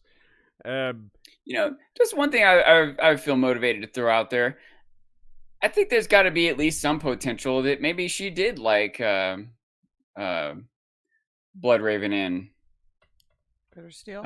Bittersteel. Did you like that maybe she couldn't choose, or it would be awkward to choose one over the other, or there's other political pressures, but maybe she really did at least semi-romantically care for them both. I mean, she might have had a period in her life where she was real close with one of them, and then a different period where she was close to them both, and it didn't. Yeah, that's true. I mean, it might have been reciprocated for some period of time and then not. Yeah, you're right. There's no reason to think of it as just a mono. Like her feelings would have been the same for her whole life. They could have had falling outs and then getting back together, or Yeah, I mean, especially when they're different. so young, like young, like teen Shiera, like she's like 14, might have been so different than 28-year-old Shiera's perspective. Yeah, absolutely. And I feel like as well that she has a lot of incentive to be neutral, at least on the outside, to project neutrality. Yeah. She doesn't want anyone thinking she's like a spy for the other side or passing info to her other brother. Like, you're on our side, but you had a relationship with our number one enemy, Bittersteel. Like, whose side are you really on? So she might have to just like show her loyalty or just make it clear that she's not involved. Like, I'm not involved. I'm not connected to any of this. I'm just watching to see who wins, and I'll congratulate the winner. And I just want to be with my books, you know. So this is kind of comes back to the beginning quote where Barristan thinks that this rivalry played a big role, or if not caused it, which we know he's exaggerating, but it's not a completely made up lie either. It's partly true. We're just not sure how true. I mean, it might also be that she could have stopped it. Okay, maybe she had the power to do something that she just opted not to, or maybe she's blamed for that when she isn't. Because how it is, blaming the women for stuff. That's not saying it's her duty to do that, but Right. like the assessment might be like, oh, if Shiera had loved Bittersteel back, the wars wouldn't have happened. Maybe. Okay. Which isn't like, again, that's not on her, but no. like she could have stopped it potentially. She may have been one of the few people with the power to smooth it over because Yeah. of their love of her, and Yeah. there's no one else that they both respected that much that they would agree to negotiate with or something like that. No one else had their mutual affection anywhere close to that level that they had for her. So yeah, that is interesting. Like, yeah, she does kind of, as someone that I'm trying to paint as neutral, there would be a lot of incentive for her not to be, and not necessarily that she did so, but it's a tough spot to be in. So maybe a bit of a tightrope walk for her to be there. And you can imagine also it would be an interesting drama. There would be a lot of conflict and intrigue and dilemma. Like if we were to get any of this on screen, there are enough players and enough unknown and enough intrigue that they could stick to canon, if you will, but create a very rich story for us. I'm picturing at Ice and Fire Con, John Egan and his family, they wrote a telenovela script had Olenna talking to Old Nan. It was Becca played Olenna. It was very funny, but I'm picturing this as like telenovela style with Shiera and Bittersteel and Bloodraven and all that. Only you can Dios bring mío. the sides together. Yeah. Only you can mend the family. She got close-ups on her face, tears forming in the eye. Now, like, before he was like Sweet Steel, and he's like, now I will be called Bitter Steel. Sweet Serenai, Bitter Steel. Yeah. So later reign. So her age is like 15 to 27ish. We're kind of, we're a little loose with the timelines here because we're not entirely sure when she was born, though we do have it narrowed down to a range of about 4 years. But we're kind of jumping around with the topics about her because they're a bit vague in some spots. So we said Daeron was said to have kept the Great Bastards close. Shiera, that may have been less of a consideration for him because she was the least dangerous in a political sense, because she wasn't double Targaryen or Bracken or Blackwood or married to a family with a big interest in one side or the other. And Nina says Serenai as well seemed the least threatening of all the Great Bastards for multiple reasons. Or Shiera, she was not remotely of an age to consider marriage early on, so she couldn't have been a pawn. And yeah, there's just a lot of reasons why the normal considerations that make someone a threat aren't there for her. I wonder if she was used as a diplomat or an ambassador. Certainly that's a theory that comes later under Egg's reign, which she may not even be alive during that time. But 12 languages, beautiful and kind of intimidating, that makes a good ambassador, like a representative, someone that knows how to talk, someone who's courtly and experienced. It feels like that would have been a good role for her, maybe. Like she certainly seems to have the qualifications and the disposition and just a lot of the qualities that you need to have. Not that I'm some expert on what those qualities are, but feels right. Someone who's like a little disconnected, but has all the raised at court. Yeah, I feel like that works. On the other hand, Daeron may not have liked this idea because of her heritage and just he doesn't want her making connections, or maybe that if her connections to sorcery might have made him uncomfortable using her as a representative because he's so pious. And I mean, I don't know. There might still have been the exact xenophobia we mentioned, the sexism mentioned. There's multiple reasons why someone might say, hey, yeah, this person has all the qualities you want in a diplomat and an ambassador, but they make us look terrible, which I don't think is true, but it might be. I feel like Darren would want to do that because he was known for having a more diverse court. Like, he had maesters and scholars and poets and musicians and more women than Westerosi were used to seeing at court. He was trying to have a more, to use a modern word, he was progressive, even though he was also religious, which is not something you kind of tend to associate together. But that's a thing. People, there's religious progressives. That's a thing for sure. And you ever heard of Martin Luther? Yeah, like absolutely. Like it's just a matter of the time and place for what's considered progressive relative at the time. Sometimes. Yeah, absolutely. So bringing Dorne into the realm was very progressive at the time. It was like the old guard was like, no, there are lifelong enemies. We have to fight them. And now you have Dornish princesses just hanging out here. It's like that was offensive to them. So Darren may have yielded to that, to political expediency, but I think he would have wanted to show the diversity of his court and the intelligence of the people that he kept close. And Shiera is a smart person, so it would have maybe reflected on him well if the xenophobia wasn't too overwhelming, which it may have been. It's also possible that she could have gone along with diplomats, whether to learn from or be an advisor for. So maybe if she wouldn't be accepted as a foreigner or as a woman, but she still has the insight and the best interest of the court in mind or whatever, so she can go along with someone else too. I like that idea. Like not the lead diplomat, but part of the diplomatic party. Like the diplomatic, she'd be in the group, one of the top parts, maybe not the actual leader of it. So let's talk about marriage and why she never got married and play around with this notion a bit and what it did for her. It's said she refused many suitors. Maybe politics played a role. She just didn't want to choose, because choosing a marriage, choosing a husband means you're going to end up on a side, either then or later. She's seen all these civil wars. She's born when she was there. This was the Blackfire Rebellions comes along. That's the second Targaryen civil war of that century, right? So she's well aware of the Dance of the Dragons and what it cost the family dragons, right? And now the Blackfire Rebellions, which cost them even more. It's like, okay, all this comes from these entangling alliances. If I just don't get married, I'm never going to be forced onto a side here. So it may have been part of her calculation.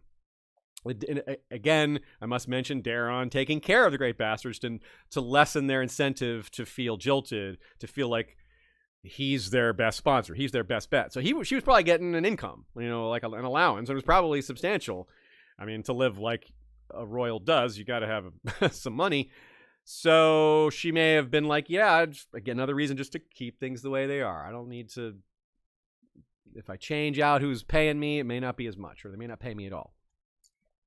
By the way, that might be another reason to think of gold as vulgar, because she wants gems. Whatever she thinks of it, other people find it valuable. Yeah. So her allowance, she would get more spendable money from her allowance. It's like, here's X money to buy gold, and all the other princesses go buy gold. She buys silver and has this extra money left over to go buy books or to go research or whatever else. Her money on books. Yeah, you're right. That's a good point. As far as marriage, though, I mean, we're coming up with these reasons why, like politics and not wanting to get involved, not wanting to be beholden to a husband, not wanting to be second fiddle to, like, I'm subordinate to you now, because that's how Westerosi marriages tend to work. She just didn't want to sign up for that. But she may have also had really high standards. She's like, no, none of you are good enough for me. Like, nope. And I mean, she also might just not want to ever be pregnant and give birth and die in childbirth like so many other women in the series, right? I think the giving up her power and freedom, but I think probably it could be a lot of these things. It could be all these things, right? Like, there's a lot of reasons on the con list. If she make a pro-con list, like we just named several major cons. And I mean, the only real reason for pro is like if she wanted kids or if she wanted love, but she could have love and not be married. Yeah, and she maybe just was kind of just like we said, talking about her childhood. She maybe not had a lot of love in her, been that interested in it. Just the way she lacked role models for loving relationships. This may not have been something she cared about. Also, she could have, some of these reasons could have she had reason X when she's 19 and reason Y when she's 24 and reason Z when she's 27. You know, they could change over time. There could have been a phase where she really did want to get married, but Bitter still was like, I can't right now. I have this other duty, or, you know, like, you know, so moments when she may have wanted to, the stars weren't, the sea stars weren't lining up for her. Yeah, maybe she just wasn't like, I don't want to marry one of my brothers. Neither of them are going to end up as king or even prince. Maybe she was holding out for someone of higher rank. That does not fit in very well with some of these other notions that she just didn't want to get married at all. But these are all possible. Maybe she's holding out for someone of lower rank. Hey, you never know. And so, but think about it from the other angle. As an unmarried but super high status woman, it could make sense to stay unmarried, to either wait for some amazing opportunity or just reap the benefits of being single and beautiful and highborn, and just continuously use that, like continuously recycle those benefits. Like, these men are going to keep dueling in her honor and giving her favors just to sit by her. Why would she give that up? You know, like, I mean, there are some reasons why, but you can see why she wouldn't. She'd be like, yeah, I'm going to just keep this running as long as I can. Like, why? They're just giving me jewels to sit by me. Like, if I'm married, there's only one guy. Is he going to keep giving me jewels to sit by me if I'm married to him? Probably not. He's going to put babies in me and they might kill me. So yeah, no. I'm going to stay single. This is better for me. Yeah, like, not everyone can do that, but she can, and so she did. Once again, I'm thinking of Angela. So you've had two different men dueling over you at two different points in your life? Oh, yeah, I guess I have.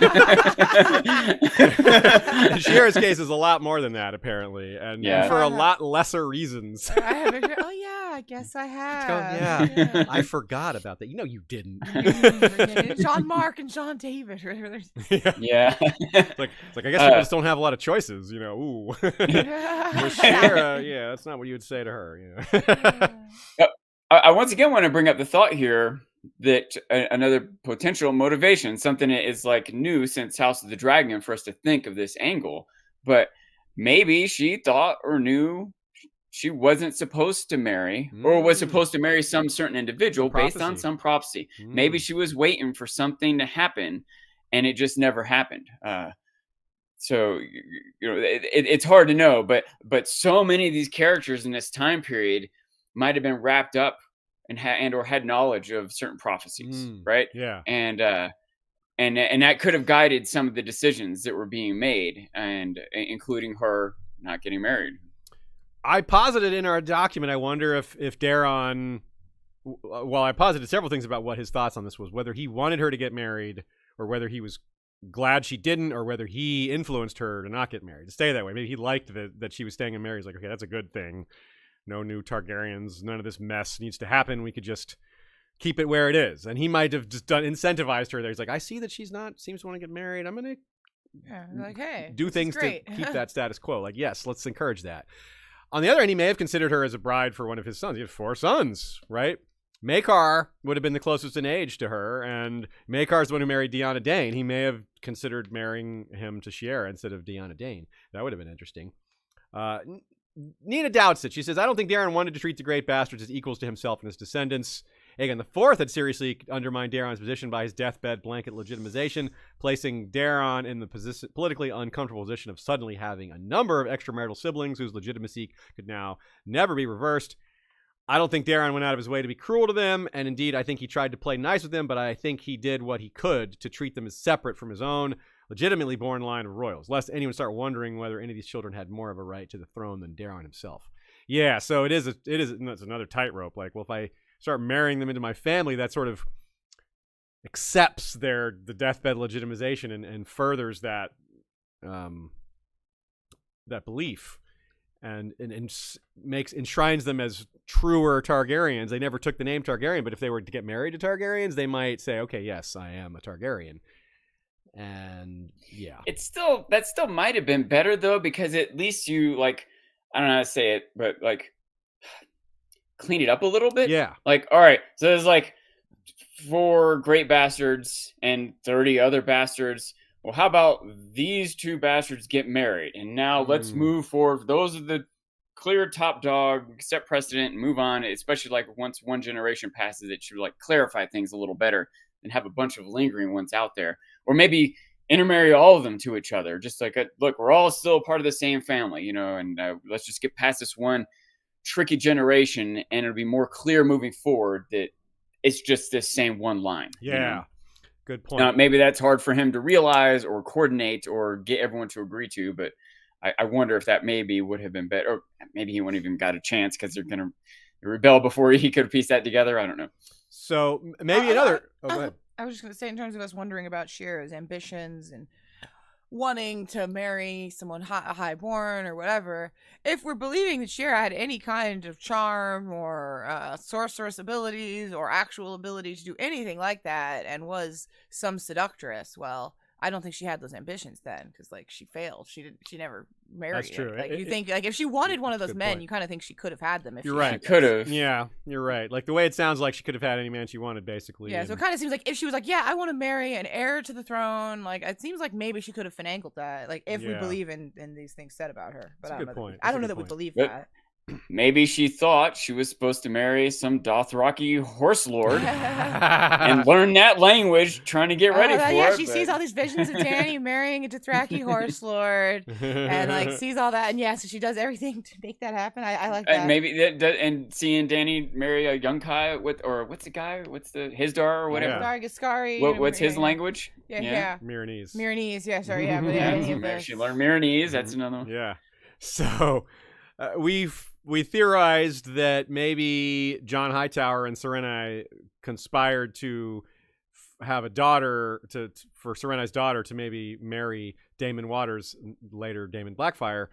Maybe Shiera wanted that for herself. She saw Daemon talking about marrying multiple wives and thought maybe I can be one of them later and be married to a king that way. That would have come when she was much younger, and would have maybe been a childish fancy. Like this is the kind she would have dreamed of when she was like 8. Like, oh, I'm going to marry my brother Daemon. You know, like everyone has a crush on him, so she may have had that too. And when she was older, she was like, actually, never mind. But of course, when she was older, Daemon was dead, so that wouldn't have even been possible. It's also possible, Nina says, that after the first Blackfire Rebellion, Daeron II, he discouraged Shiera from marrying because he saw what happened marrying Daemon Blackfire to Rohan of Tyrosh. That enabled the rebellion. He thought he was maybe trying to shore things up, and it actually led to them having all these children, and multiple Blackfire rebellions followed. He only lived through one of them himself, Daeron did, but still, that maybe he didn't want to repeat that mistake and say, okay, we're going to not let these other great bastards marry if at all possible. And maybe Shiera took it on herself to not marry for that very reason. She's like, she saw what happened, and she was able to noodle that out herself and be like, I don't want to be a part of all that. I don't need to throw myself into that fire, with a Y, fire, and just stay back and read her books some more, right? It's just, I want to stick with my scrolls. I'm not interested in rebellions and that kind of crap. She's not interested in politics. Like you said, it doesn't seem like she was that interested. Like, she could have married high if she wanted to, and it just doesn't seem like she did. You know, another thought I had earlier. So you said something to the effect, you know, like once Aegon the Unworthy is legitimized all these bastards, now you can't really go back on that. They're all legitimate or have this claim going forward. But how true is that? Can someone unlegitimize someone else? It's like kind of a gray area because kings. I don't know if there's any. Yeah. It seems like if you can legitimize them, you can unlegitimize them. Maybe people wouldn't accept it, or maybe there's not precedent, but it's a possibility. But I'm just imagining if Dwight was king, legitimize, unlegitimize, legitimize, unlegitimize. yeah, it is interesting. Like, how does that click? Like, how do they? Do they think it is a very gray area, because they never took the name. If they had, what would have happened? If, you know, what's the status of their children had they not rebelled would have been an interesting question. Like, what if Daemon never rebels? What's the status of his children as far as, are they royal? They're princes, but like what? Yeah, it really gets into the heart of the way monarchy works, which is the king's word is law if people follow his orders. Like, if enough people agree, then that's what happens. But if people push back, then they don't. Like Aerys, like he wanted to burn them all, and Jaime's like, no, you can't. Yeah, and he didn't. You because, can't go too far. Yeah, yeah. Because Jaime had the sword, And it helps Aerys to have didn't. precedent set, and there's all these things that tradition's a factor, and the power you have at the moment, and all these things. But it seems like his name was Aegon the Unworthy. And it seemed like he wasn't following traditions. And there's all sorts of motivations to not obey his decrees. But they did. Like, he said it. Well, they're all legitimate now. Well, if Daeron then says, okay, they're not legitimate now. Well, he said it. They're not legitimate now. Like, it seems like if it's that easy, you just say it happens. Can't we at least run that out there and try? I don't know. Yeah, so it seems like they tried to play the half measure. Like, yes, they're legitimate, but they're still not. We're not going to fully treat them legitimate. Like, we're going to give them the honor of legitimacy, but not the political rights necessarily and the name. So, yeah, it feels like they sort of did a half measure there.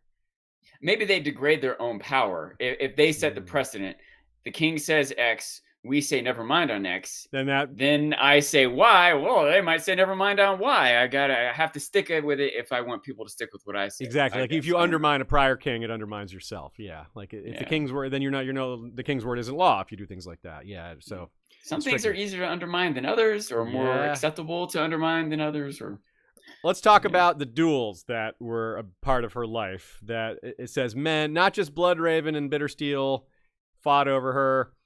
Here's a quote. This is just crazy, y'all. Though she never wed, she had many offers and several lovers through the years. Duels were fought over the right to sit beside her. Men killed themselves after falling from her favor. Poets outdid each other, writing songs about her beauty. Her most ardent admirer was her half-brother, Bloodraven, who proposed marriage to her 100 times. Shiera gave him her bed, but never her hand. It amused her more to make him jealous. So that is not maesterly editorializing. That is also from George. So it's gave fact. Descriptions of some of these characters to the artist Amok many years ago. And that's important because it's like, well, if this was a maester, be like, did she really amuse her to make him jealous? Yes, because George said so. This is a fact. This quote is probably the most actual information we have about Shiera's personality. If anything, like honestly, that last line. Yeah, because we would be suspicious of just maesterly saying that, like they don't know better and they just interpret it that way. But nope, that's what it was. So she liked to play with him a little. Yeah. And even this, you have to wonder: did it amuse her when she was 16 or when she was 22? Yeah, you're right. You're right there, though. Actually, that's very a really good point. And we don't even know how old she got to be. Some people think she's still alive, which not the most likely. But hey, Bloodraven's still alive, so it's not the craziest thing ever. Yeah. So yeah, what is her favor? I mean, is that a favor for like riding in a tournament, or just like, I say your name kindly, I acknowledge you when you're in the room? What does that even mean? When they say falling from her favor, I don't think that's the same as giving someone your favor in a tourney. I think that is like, no, you're no longer to sit exactly next to me to my right. Like you're no longer welcome in my bedroom. Yeah. And they kill them. Some of these men, multiple men, plural, killed themselves over this loss. Like, whoa, no wonder people think there was magic involved. Especially men that never like saw her in person. If you saw her in person, maybe like, oh, I get it. Damn, she's beautiful. But like writing about it after the fact, there's no pictures. You're like, man, is it? It almost makes sense to ascribe sorcery in there somewhere, because it's like, man, people are killing themselves over. I can't use the words I'd like to use here to describe this, but you can fill in the blanks yourself and be like, blank so good it makes men kill themselves. I think you know the word. Yes, and it's not mismatched eyes. No, but that's part of it. So this is pretty extreme, right? It's very much an inversion of the chivalric romantic duel, men fighting for a woman's honor. And the best man wins, or the most honorable wins. You're like, no, none of them win. None of them get it. Some of them maybe get to hook up, but none of them get the marriage. They all get to give gifts, and it's just so different. So she sees this as entertainment. maybe she's has a little bit of a cruel streak to her. She enjoys the men fighting over her and the attention. It's shades of Sarah Targaryen. Even the name is similar. Sarah and Shiera. Remember, Sarah Targaryen was one of Jaehaerys and Alysanne's daughters, the one who had multiple lovers, which that was a real scandal when you're an actual true-born princess who they wanted to marry to some lord to shore up their alliances. She never got married. Remember, she ran away, never got married. She escaped, she was sent to be with the Silent Sisters, I think, and escaped and got overseas. And she did all this by charm. Like, most of her escape, she talked the dude into letting her on the ship, and used her beauty to break down barriers that a lot of people would have gotten caught and been sent back to where they had been. But she escaped and then went overseas, and her children eventually made their play at the Great Council, and they didn't get very far, but you see why Daeron didn't want this person having children necessarily, because they could come back and threaten the dynasty later. But yeah, lots of similarities. Sarah was kind of out of control. Her father killed one of her lovers in a duel after he dishonored her, supposedly. That was the Braxton Beesbury, I think, if I remember correctly. So yeah, so this is very much a reversal of the noble, honorable duel for the woman's favor. The kind of things Sansa grew up fantasizing about and reading these stories about. Shiera has totally flipped that script and taken control of it for her own amusement rather than from some ideal that she's trying to live up to. She's like, nah, this is just fun. I can't help but wonder if there's another potential there that maybe, for example, maybe Bloodraven is worried about the men that Shiera has had relationships with, what they might know. They might be privy to certain information, and he has them killed and makes it look like a suicide. Wow. Dark, man. Whether it's out of jealousy or protection of secrets of the realm or something like that. But. Yeah, I like it. That's dark, but I can buy it, because we're about to get into one of the more interesting sections. We haven't talked about magic yet in detail, and we're about to. And magic was at use. That's one of the rumors, that she and Bloodraven used magic to ferret out secrets, supposedly, as master whisperers. So yeah, let's get to that in a minute. Now, as far as the fact that she had a lot of lovers but never had kids, probably took care of that herself. Like when Zarya said on the TV show, I took care to make sure I would never have children. She may not have made it permanent, but she may have. She may have. I mean, she's well read. She knows the tansy tea and the recipes for not having children back then in that setting. So yeah, I wonder if any of her suitors were smart enough to bring her books. That's what she wanted. Okay, this guy's, you brought me gold, you dumbass. Don't you know anything about me? I don't like gold. You see any gold on me now? Hello, pay attention, Golden Company. That's why I brought it. I thought you needed some. Yeah, if they brought her books, that would be okay, this guy, at least he's not a dumbass like the others. He at least knows what I like. I mean, that's courtship 101. Give the person you're trying to woo things they actually like. Find a few things out about them and be okay, you like this? Let me get you a good version. Let me get you a fancy, rare book. I found you Signs and Portents. You're oh, I'm interested now. Bring me the Jade Compendium, and I'll fall into your arms. That kind of thing. So Nina says this is an inversion, the reverse of Brienne, and the sick games they played to make her think they were actually interested. This is the reverse of that, where Brienne was to them so unattractive that this is okay. It's okay to make fun of her because she's unattractive, where Shiera is the opposite end of the spectrum based on Westerosi beauty standards that are pretty similar to real world ones, at least Western ones.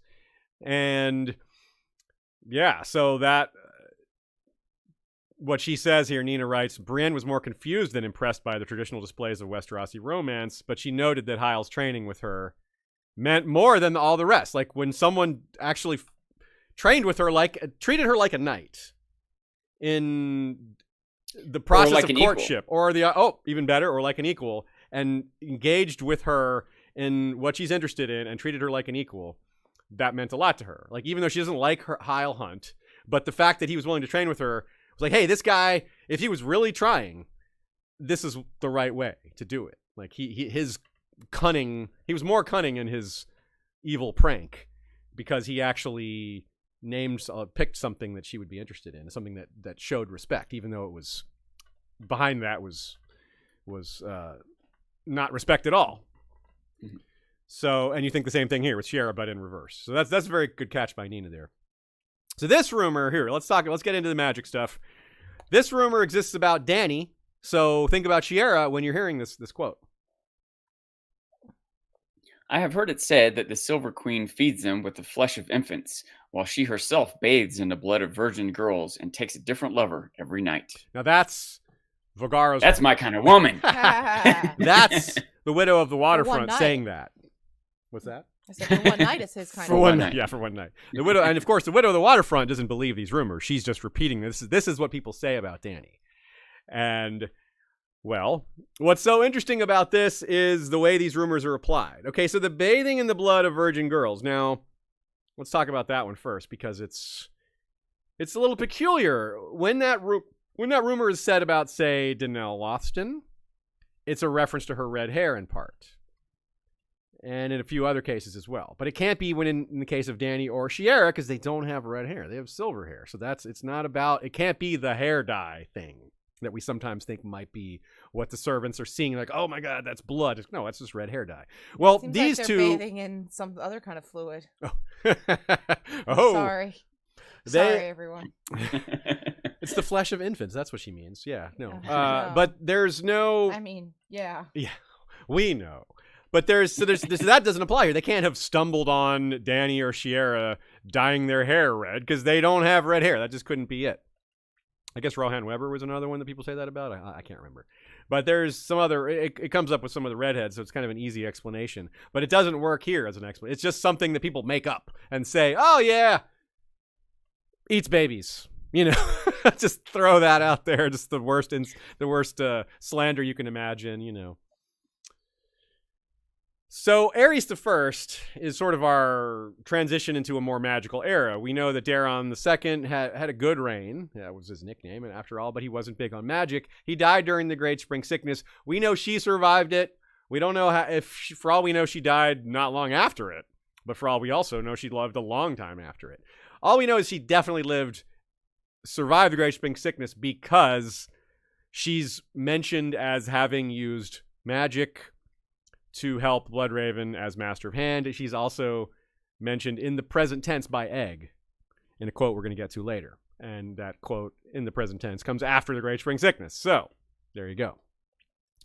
But it did kill off many of her cousins and, of course, her half-brother Daeron, the king. So that could have affected her personally, even though it didn't kill her. And as a person interested in sorcery, this is where we get back to the part that Aerys I is a really compelling king for her to live under when he's the guy that rekindled the dragons will come back prophecy. This is the same era where Maester Aemon refers to his brothers having dreams of dragons that killed them all, right?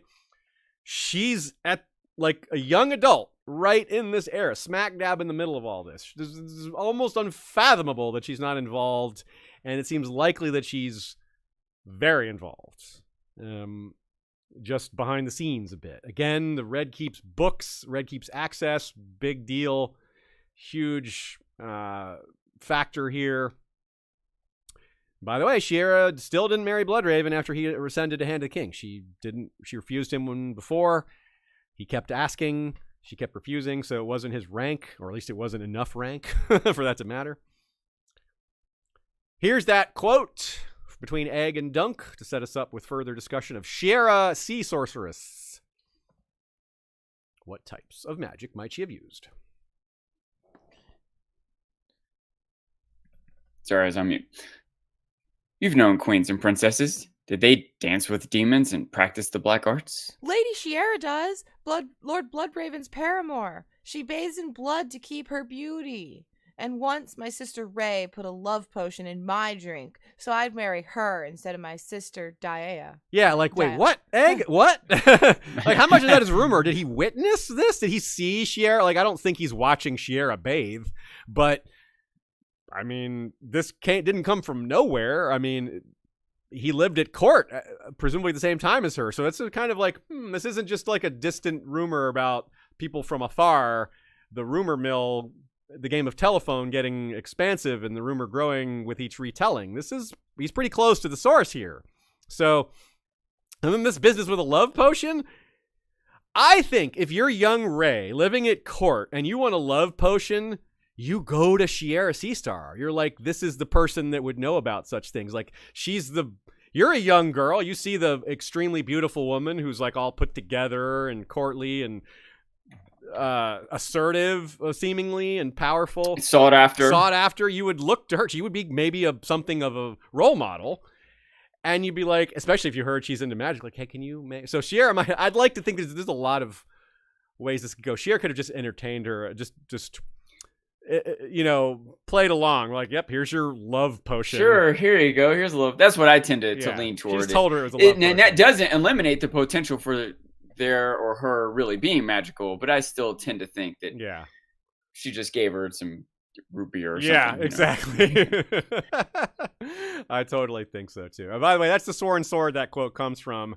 But also, but she's accused of the standard beauty magic, like the blood, bathing in beauty, or bathing in blood for beauty, which maybe she was using glamours. I mean, she wasn't using them at like 8 years old or something like that, or even 10 or 12 probably, but maybe later in life she was using glamours. I mean, if she's using magic, Bloodraven definitely used glamours, and she's super associated with him. So it really, really makes sense. Maybe she used it to go out in disguise like he did. She could have done some of the same things. She was said to possess a, quote, large arcane library. She surrounded herself with scrolls. So the rumors of magic are not unfounded. Like, she's definitely involved in it. Like, how many spells she was actually casting, who knows? But she was interested in the topic. And her mother was too, though they had no direct connection because her mother died so young, but she inherited whatever her mother had. Like, whatever books her mom left behind. That may have kicked off her interest. She's like, well, this is my only connection to my mother. I want to bond with my dead mother through the possession she left behind and try to take up some of her interests because that's the only connection she has to her. It's a little sad, right? But it makes sense. That's a pretty human thing to do. Like, you have no connection to your family, but they leave you some stuff. So you're kind of like, well, this is all I have. So I'm going to try to bond with this and explore it and see where it takes me. Well, it just happens some of that is scrolls, arcane scrolls and magic and stuff like that. So also, maybe she really did bathe in blood one time just to try it. Yeah. Doesn't mean it worked, but it does mean everyone will talk about it for the rest of the history. That's a great point. Yeah. And maybe some of these things came from like she reconnected with her Lysine family and they sent her things and talked to her. Who knows? Yeah. What about divination? Like, what about seeing secrets and seeing the future or looking into the flames or something like that? Here's another quote that gets us started on this subtopic. Bloodraven proved to be a capable hand, but also a master of whisperers who rivaled Lady Misery. And there were those who thought he and his half-sister and paramour, Shiera Seastar, used sorcery to ferret out secrets. It became common to refer to his 1,000 eyes and one, and men both high and low began to distrust their neighbor for fear of their being a spy in Bloodraven's employ. I like the reference to his eye because she fits in that so nicely. Like, his one eye and his 1,000 eyes. His two of those 1,000 eyes are a bright green one and a dark blue one. Yeah. A perceptive pair of eyes. She's highly intelligent and capable. So, gotta love it. Now and maybe traveling around on diplomatic missions, picking up and dropping off information all around. True. Nina points out that losing an eye made them even a little more similar because they both have mismatched eyes now. Like, his is matching because there's one and then there isn't. But while hers are different colors. But still, using magic to help the master of whispers, like that just hits really hard. It seems kind of a straightforward thing to do. We talk about that in a number of cases. Like, Varys doesn't seem to be using magic. But other master whispers, he's even mentioned Lady Misery here. Misaria is talked about.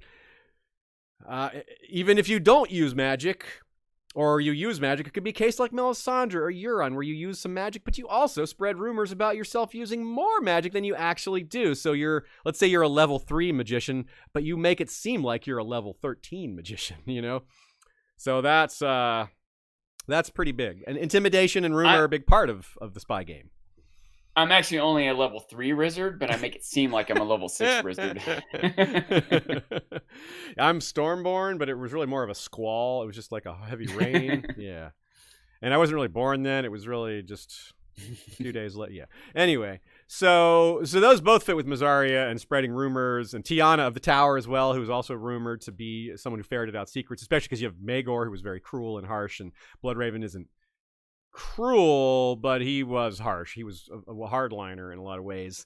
And so you kind of see this sort of spy network of secret police that's very kind of authoritarian under Bloodraven. And if Shiera was helping that engine run, yeah, like I wonder what relationship she had with the Raven's Teeth. Did she have Raven's Teeth guarding her half the time, like following her around, protecting her, like a detachment of a few of them to keep her safe around the Red Keep? Who knows? Did she have dragon dreams? I would guess not, but it's definitely possible, and she might have had other ways to use divination. I mean, maybe, I don't know that she had a glass candle, but of all the people to have insight into how they might work, she would be one of them. Daemon the Second. And would add to her and Bloodraven seeming magically powerful. Yeah. If between them, they had a glass candle they were sharing, so they could just know things that people were like, how can they possibly know that, you know? Yeah. And combine that with spies and a secret passage and all this other stuff, they can really put up a front of having more knowledge and power than it seems possible without magic, which might also have the effect of making people just tell you anyway. Yeah, like that's what Varys I'll does. find out anyway I'm magical, so just tell me now and save us both the trouble. You know? Varys is introduced as so good at his job that people assume he's got black magic. And then later you're like, no, this guy hates magic. He's just really good at spies.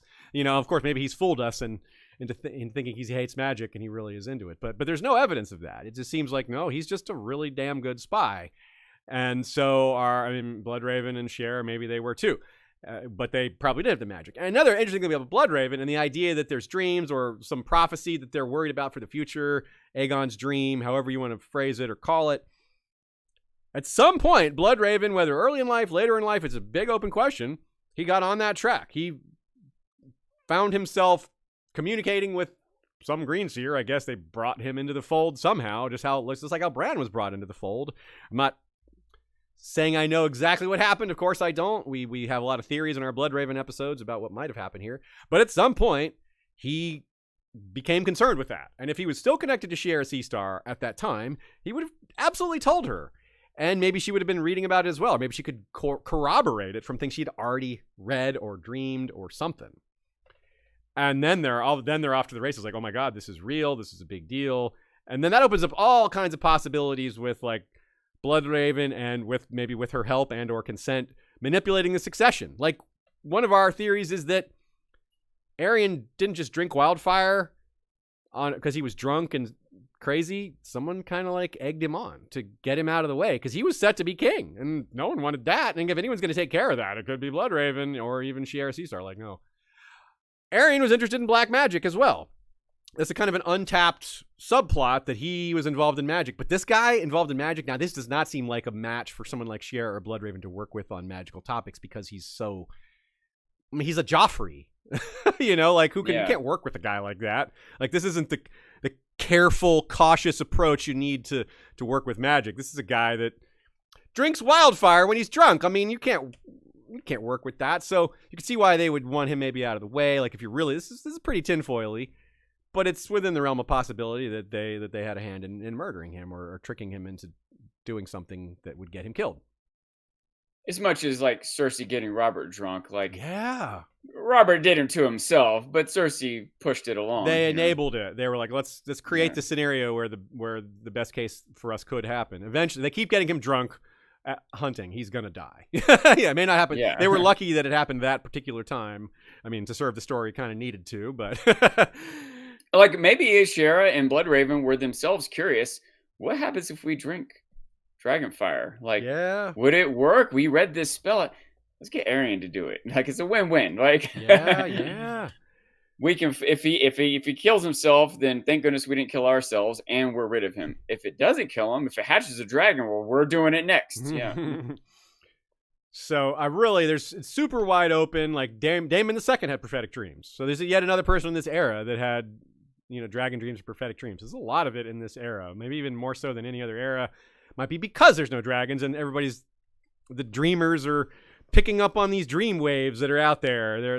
It's the closer the prophecy comes to being true, the closer to the point in the real timeline when it comes to happening, the more the dreams start to happen because the event is closer in proximity. Trying to explain the unexplainable, trying to put logic on something that's kind of illogical, but hey, it's fun to do that. And yeah, Aerys, considering Aerys and the dragons returning and bloodlines, you wonder if he had a thought to marry Shiera to someone because she has, proper Valyrian heritage, and they might need to ensure that bloodline propagates. But obviously that wasn't enacted. Aerys didn't have her marry anyone, so it's maybe a dead end of theory there.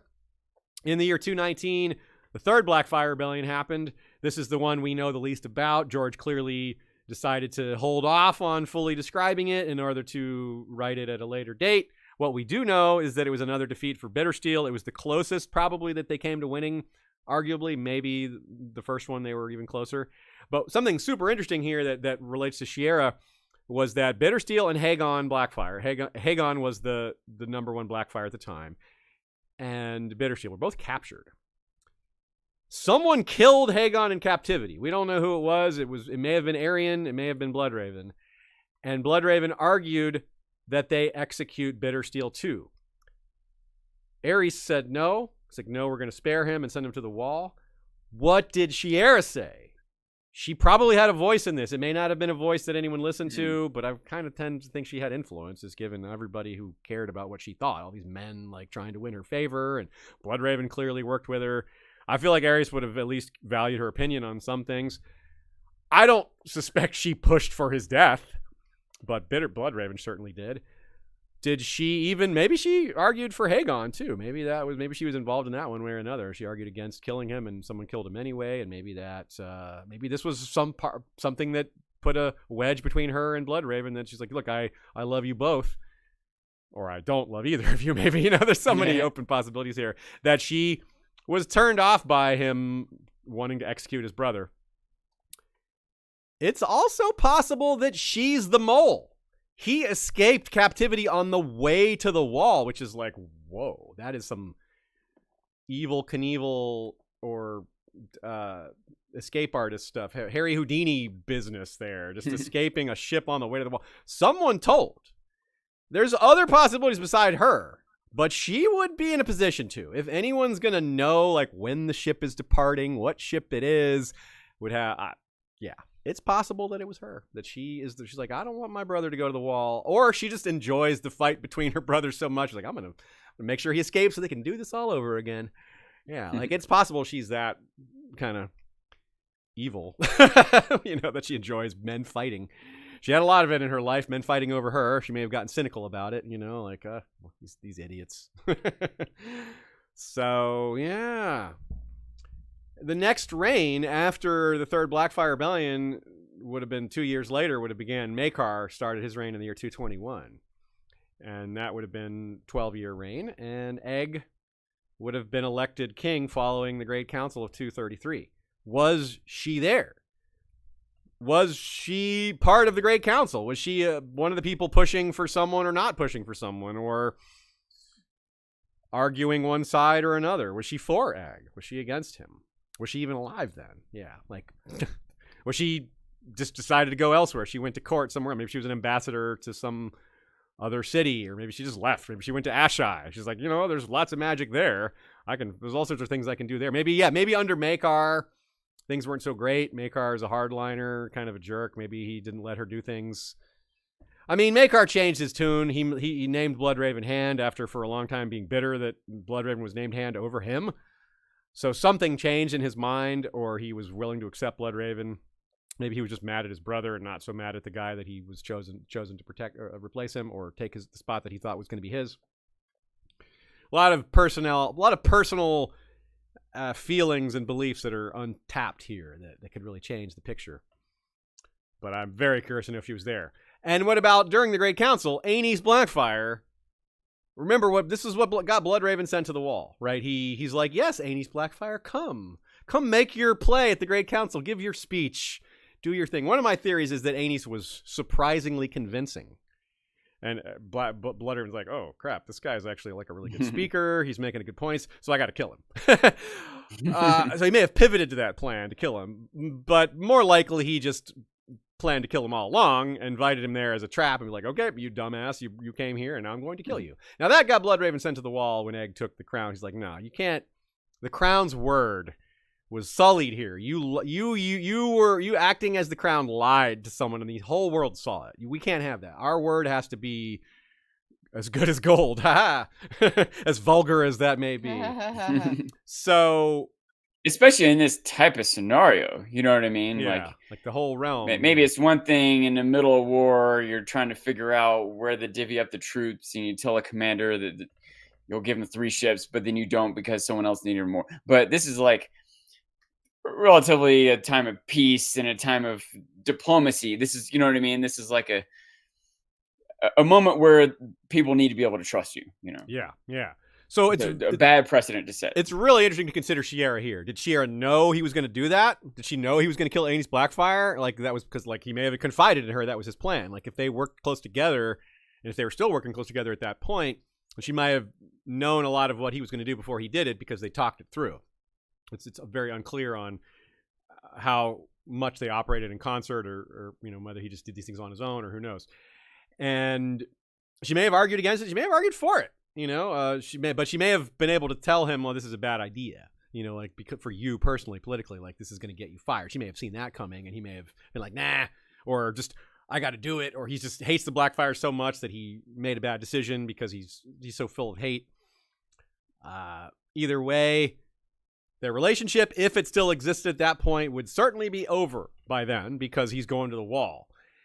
Which, another possible wrinkle here is maybe this is why he was so reckless. Maybe she died and he was bereft. Maybe she left him for good. Like, no, I'm moving to Asshai. You'll never see me again. Or maybe never see me again. And he was just like sad about this, and, you know, took things too far because he was things in his personal life were going bad. Which brings us back to Barristan's quote about how major decisions that affect the entire realm can come because one dude feels jilted. One guy, the guy in charge, his wife left him or his child died, and now his decision making is suspect because he's just so personally wrecked and can't do things properly anymore. I wonder if Bloodraven's rash decision here was something to do with his personal life with Shiera. Total theory, nothing to suggest that directly, but I think there's some merit to the idea, at least, even if it is kind of random. And because she's magical and her death is uncertain, and because her lover is still alive, former lover, there are theories that she is too. One of the theories suggests she is Quaithe. Her dream mask is made of starlight. The eyes don't match, though. Quaithe's eyes aren't, the color isn't described. They're called wet. So they're described. Like, someone has looked at these eyes and described it. If they were mismatched, you'd really think we'd see that. Another theory suggests she's the mother of Melisandre. The timeline is pretty tight on that possibility. It is possible. The idea would be that she went to Asshai to learn and practice more sorcery, and then got enslaved while she was over there, and then her child is Melisandre, whose earliest memories are being sold at auction. For more on this idea, check out Radio Westeros' episode on Melisandre. You know, just thinking about that, just thinking about Melisandre, I don't know, I'm just thinking about the parallel of, like, Stannis being in this track, and then this witchy woman comes along and says, you need to go to the wall. Mm-hmm. I wonder if Bloodraven was on some certain track, and Shiera Seastar's like, no, you need to go to the wall. That is a good idea. Whatever reason, whatever vision they had, whatever intention or motivation, I wonder if there's a parallel to be had there. It's a good idea because people have wondered along the lines of, when did Bloodraven decide he needed to start working towards saving the realm from the great winter that's coming, rather than being Hand of the King? And then when did he transition from one to the other? And did he get sent to the wall? Some people think he got sent to the wall on purpose. He knew he would get sent to the wall. Right. That's a little much for me, that he knew exactly what the penalty would be. But also he could just voluntarily take the black, if he wanted to. But I don't know if it might not be a stretch that he knew what the penalty would be, because he might have proposed it ahead of time. Oh, okay. He might have said, well, what if I kill him? Well, then I'll send you to the wall. Okay. Okay, let's do that. What are you going to do? Send me to the wall? He kind of like set it up so that was the penalty. So he knew, okay. Yeah, okay. Yeah, I guess I could see that. I think whatever, the idea though, connecting this to Shiera, whatever point at which these visions came to him or this became clear, I imagine they were connected on this. Like they talked about it or they had discussed it previously, or assuming she's still alive, that she would have been involved and maybe would have been aware at least of what he was doing and maybe even the importance of it, which is part of why some people think she's still alive, because Quaithe is trying to steer Dany without ambition, apparently, towards saving the world. Right? So that is part of why it's connected here. They're just like, okay, well, we've got Bloodraven on one side trying to save the world through Bran. Well, what about this other main player, like his, right? And you've still got the Golden Company involved in between these plot lines. So the Great Bastards are still having their huge impact on Westeros even now. So it's pretty cool. And when Bran discovers Bloodraven in the cave beyond the wall, he mentions, Bloodraven does, a girl he desired. He pauses. He's like, a woman I desired. He's indicating maybe that he never loved her, or maybe that's just bitterness. Maybe because she didn't reciprocate as much as he wanted to. He just tells himself that now. Just because his brother's name is bitter doesn't mean he can't be bitter too. Or maybe he doesn't want to cloud Bran's judgment of things. Okay. Like, just saying that now, 10 years from now, Bran might think, I never got the chance to love anyone. You know, like it's hard to know what effects that might have as a mentor to a young boy. It's a good point, because Bloodraven from a rational perspective is like, this kid's got to get to saving the world now. He doesn't have time to be a kid. He doesn't have time for love and all this other stuff. So yeah, maybe he's trying to just poison the well of love because he doesn't have that luxury. It's pretty sad, but I kind of understand. From Kirsty Angel, her eyes remind me of Alyssa Targaryen. That's a good point. Alyssa Targaryen did have a green eye and a blue eye. That's a great point. I'm kind of surprised I missed that. And what, doesn't Tyrion have a green eye and a blue eye? Green and a black eye. Green and black. Okay. Yeah. Close, but not quite. Yeah. Some people wonder if that black eye is like dark purple, but that'd be kind of a giveaway of a heritage that may not be his. So Kirsty Angel says, her eyes remind me of Alyssa Targaryen. Shiera Seastar sounds like Scheherazade in 1001 Nights, links to Bloodraven's 1001 Nights. Oh, yeah, see Kirsty pointed something, Scheherazade, out in a couple episodes ago. And here we are again. That's so cool. It keeps coming back up. And George, of course, is aware of that story. George is such an avid reader. He's aware of all these things. So maybe that sunk into his consciousness. Yeah, 1,000 Eyes in One, 1001 Arabian Nights. Yeah, that's just Scheherazade, Shiera Seastar. There's like some I don't know, parallel to the word. It's the pronunciation, whatever. That's cool. I like it.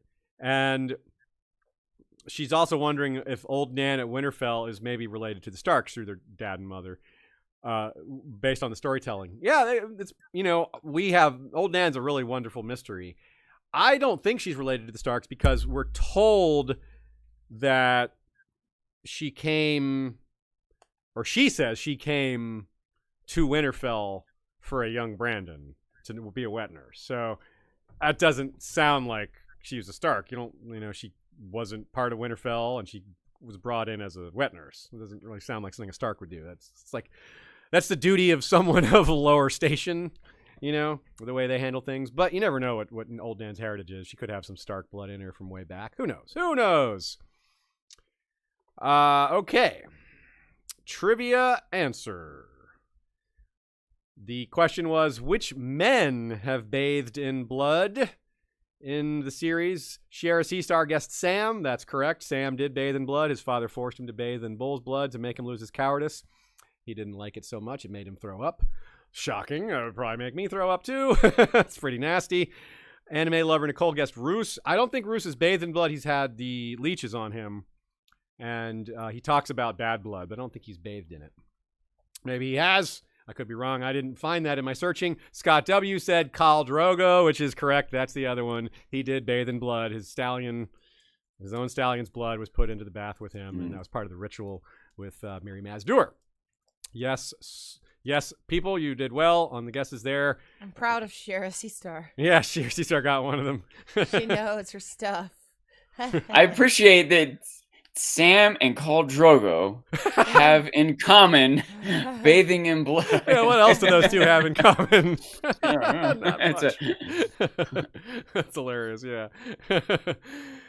Drogo didn't need the bath to give courage. He needed it to like live, you know. Are you gonna come up with a Neither parallel did line Sam. between Sam Tarly and Khal Drogo? Yeah, that's right. Oh, yeah. Both have had sex. Both have bathed in blood. Call Both- Samwell. Yeah. Both, Maester Drogo. yeah. Do you imagine them reversed? Like Sam at the head of the Khalasar, like leading where's Drogo at the poring over an old book. Like Pouring that out is some book. that is the tallest maester I've ever seen. Don't you? Yeah, just do not mess with that maester. Jeez. He's like ripping he's like that guy's where he just rips the chain right off, you know, and pulls someone's head off with it. Do we have any examples? Do we specifically know that Khal Drogo has killed someone with one blow? Yeah. Because Sam has killed someone with one blow, so that would be another parallel to. On the show he did, but I don't think we see him Oh, kill maybe anyone. we don't know I don't that. think we see him kill anyone on TV in the books. He just it's all Didn't after he kill the fact. another? Didn't he No, get he's with talking the? about Drogo. Talking about Drogo. Oh, right. Did Drogo ever kill anyone with a single blow? Yeah. Yeah, I mean he surely did, but we don't see it, you know. And we actually never see him fight at all in the books, just in the show. He kills that uppity not Blood Rider, but Ko or whatever. Yeah. Yeah. So next week, Blackfires and Mandalorians. Some episodes we mentioned if you want to stay immersed. The entire Blackfire series. Aegon the Unworthy, Daeron the Good, Bittersteel, Daemon Blackfire, lots of blood. We have multiple Bloodraven episodes. Those are all very relevant. Shiera comes up here and there in those. She's not directly involved in the war effort, though, so some more than others. Radio Westeros' episode of Melisandre, as I just mentioned a few minutes ago, is a good example as well.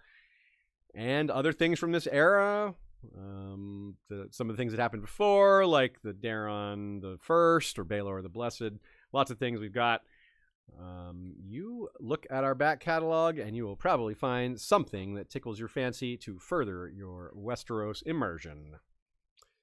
Thanks to everyone who came and hung out in the live chat. We appreciate your presence. It adds a lot to our discussions. Y'all's takes often make their way into our episodes. So do your votes on Sean's drinking of salt and soy and pickle juice. Crazy I just need to get some beverages. smoke in there. Yeah, I'm like, I don't know what clip I might do for this episode, but it might be Sean doing his shot of soy and pickle.